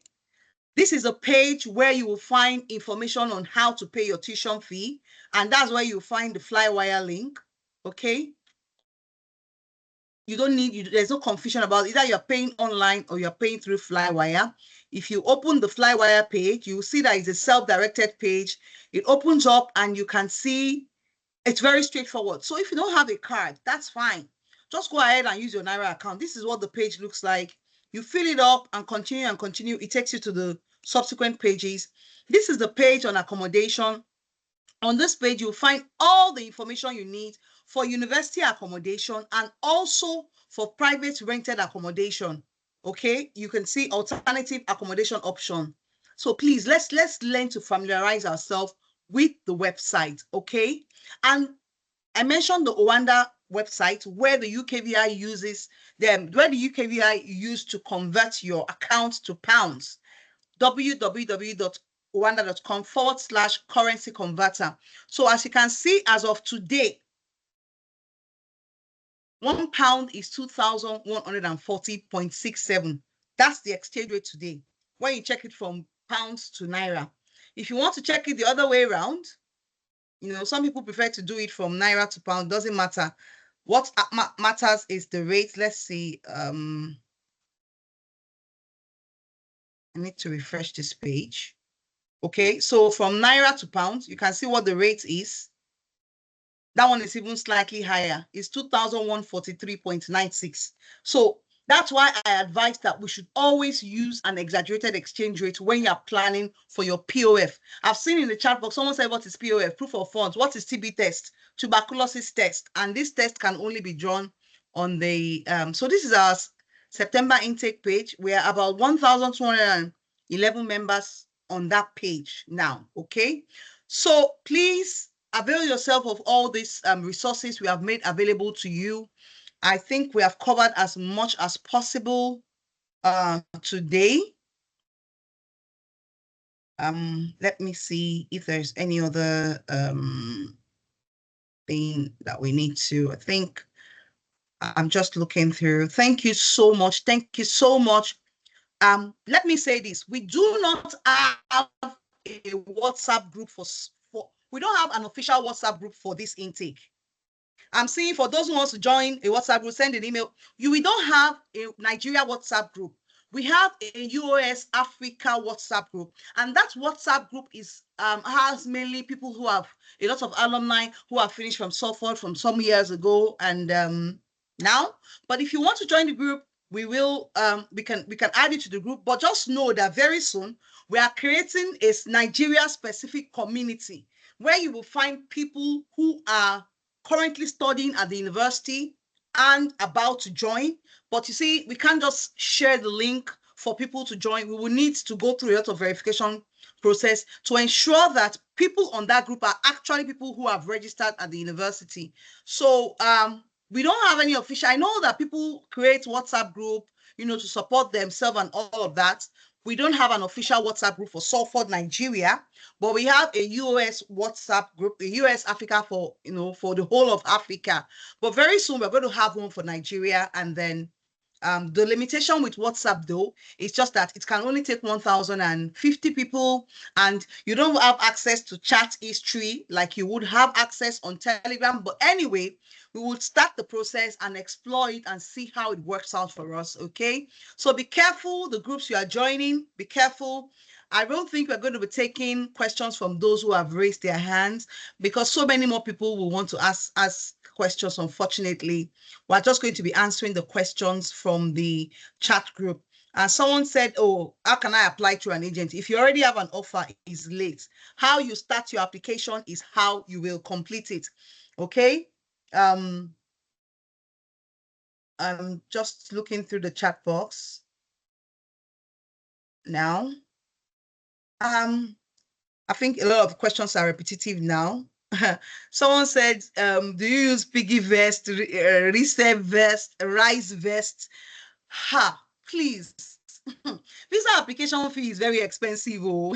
So please, please, please stick to financial organizations that can be verified. I'm not saying this rise vest or piggy vest is not okay. This is not me validating or invalidating any financial institution.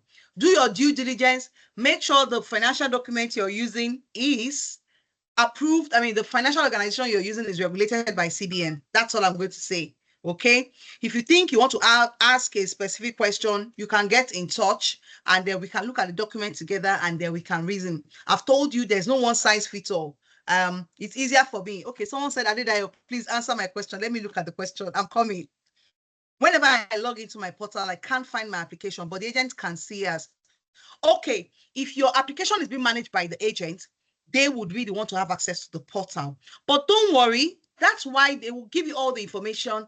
By the time you get to the point where you have your own conditional offer and it's time for you to register, answering Ekene Anslem's question, you will have access to your portal again. Right now, there's not even much for you to see, because if you have an unconditional offer, there's nothing else you want to see on the portal, to be honest. Okay.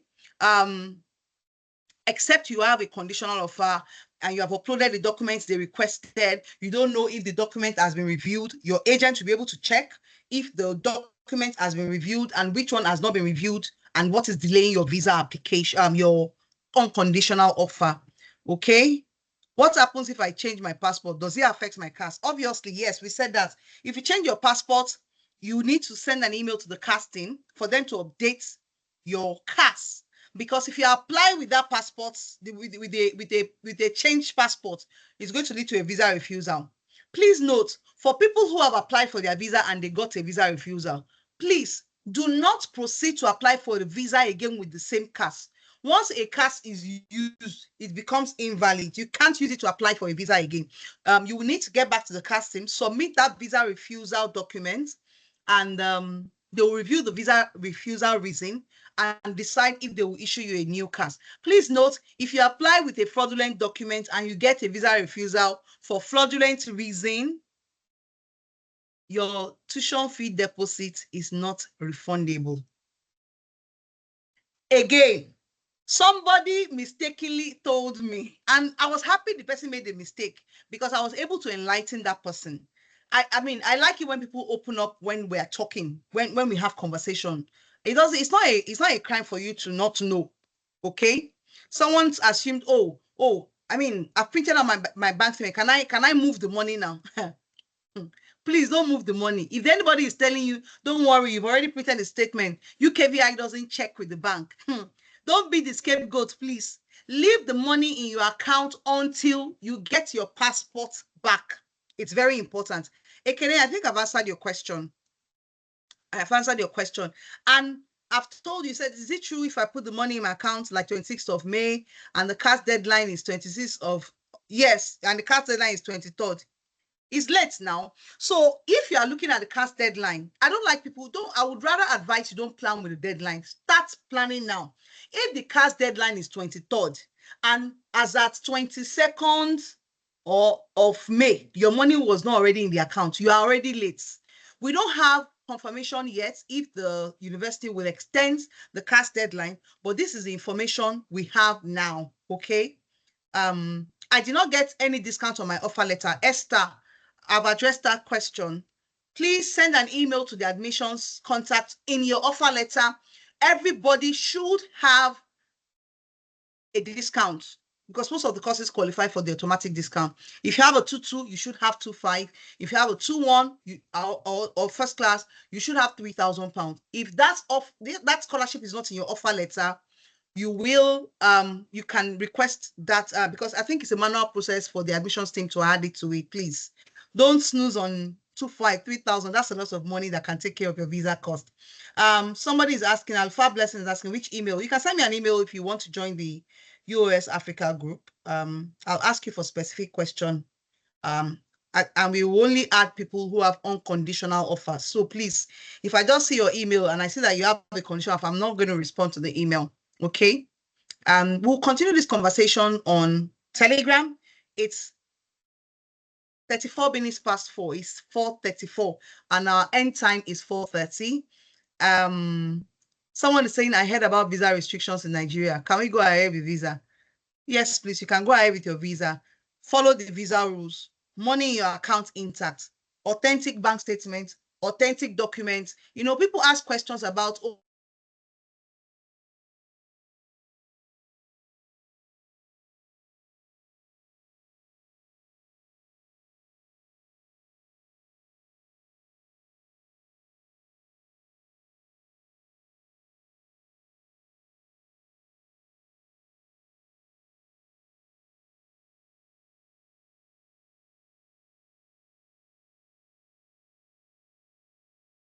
okay, sorry, I think I went off for a bit.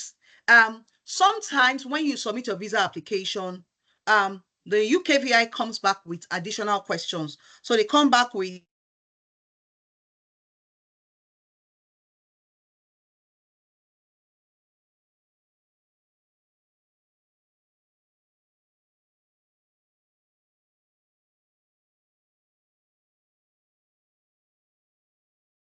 asking you ask you they can ask you questions like can you tell us the source of the funds? Sometimes they ask you, how did you get this money? Sometimes you have those random questions being asked, okay? Please, whatever document you submit in support of your visa application, ensure you can defend those documents. If you submit employment letters, make sure those documents are authentic. You submit pay slips, whatever document you submit, depending on your circumstance, make sure they are documents that are verifiable. Can you throw more light on IHS, another payment attached to the we've talked about that in the chat. Don't worry, we'll find a way to put the link to this video somewhere, to the recording somewhere, so you can watch again. Is there scholarship for undergraduates? Yes. The scholarship for undergraduates is between between £2,000 and £5. Can we get access to the recording? Well, I will try. We'll let you know if you can get access to the recording. We'll send you an email. What other question? Can we use Polaris Bank? You can use any commercial bank. Okay, I'm not going to mention any bank. You can use any commercial bank that is regulated by CBN. Adedayo, is it true that if I put money in the accounts? Okay, no, I've answered that question already. Will there be a repeat of this session? We will try to have one more before the September intake. When applying for visa, can't I make payment to transfer? No. No, who is that? Oluwaseun Ogumola. No, you need a card. The card we have in Nigeria that can work for your visa fee payments will be a USD card. Other than that, you have to be looking for auntie in the abroad, uncle in the abroad that can help you with a card. But I would like to use my card. So this might be a sign for you to go and open a USD account so that you can use that USD card to pay your IHS and visa fees. I paid for it recently when I was reapplying for visa and my USD card worked well, but I won't mention my bank name. Okay. can I start my POF when I get my unconditional offer? Yes, if that's when you can get it, yes. But we won't issue your CAS until we get the until we get your document. Can someone in the UK pay my tuition fee? Yes, someone in the UK can pay your tuition fee. Adedayo, please confirm for the sake of deadline. Yes, the deadlines you will find on that application deadline page. Let me see if I can share that page again. Let me share that page for us again. We have the intake available page. We also have this particular page. Let me share with you just now. You see this page? Application deadline page. Ha! You want to bookmark this page on your Google Chrome or whatever browser you are using. So let me just show you. We have our deadlines here. So you can see we had one for May intake, June intake. What we are looking for is September. So for example, for postgraduate taught programs, current deadline is 23rd of June. For MRes, MPhil, PhD is 15th of August. Now for undergraduate application through UCAS, we have 15th of August. So if you have applied for an undergraduate program through UCAS, your CAS deadline is 15th of August. You can keep coming back to see if there is an extension, but please work with the time that we have put here now. And for International Foundation Year Program, people who just finished their high school and they want to do their foundation year program with us, the deadline for September intake for that is 8th of August. So you can bookmark this page, okay, on your Chrome and keep checking it. So you see this application deadline page and this intake available page that I showed you earlier. Let me go back. These are two important pages you want to keep tabs on all through this time. So if you think your resources are not ready, you keep coming back to check. Is it still open? Yes, it's still open. But that's not for you to sleep on this process. Let's do what we need to do and keep on with the process. We've spent 9 minutes past our time and we need to bring this session to a close. Yes, MRes courses are still available. Let me just say this wrapping up. For the MRes courses, if you have a 2-2 in your bachelor's degree, it is a no. We will only take 2-1 degree holders to our MRes program. If you have a 2-2 in your bachelor's degree, then we also need to see your master's program. Your MRes program needs to be the subject area needs to be the same with what you studied before. So you wouldn't have studied business and now you want to do fine arts in your MRes or health in your MRes because you think health courses is what is in vogue and you want to bring your family. No. We would look at an authentic and a well-drafted postgraduate research proposal, okay? And we will look at work experience. This is the process. But by the way, the MRes application process at the University of Salford is a very lengthy process. The research team have told us at the beginning of the year, anybody looking to study a research program at Salford needs to give it 6 months before that start date. They said this is the reason why a lot of people who apply for the MRes program end up getting offer for a subsequent intake and not the one they want. Because when you submit the application, first of all, you need to go and wait for 12 weeks. So if you have a supervisor, fine. If you don't have a supervisor, the research team will be able to match your proposal with a supervisor. But the research proposal, the credentials are usually the problem. People don't get the offer. And we don't have MRes course titles available. Your research proposal will be your course title. So I have to touch on that for those who ask, because some people are thinking, no, I don't want to do this master's again. I want to apply for MRes. Just know that it's a very lengthy process. You need at least 6 months to commit to the entire process. And when you submit the application within that 6 months, the first 12 weeks, you need to chill before they will even come back to you to say, oh, your document is okay or not. All right. All right, this brings us to the end of this presentation. Thank you very much for staying all through this 2 hours and 11 minutes. So far, so good. We will try to have a repeated session and these conversations will continue on the Telegram group.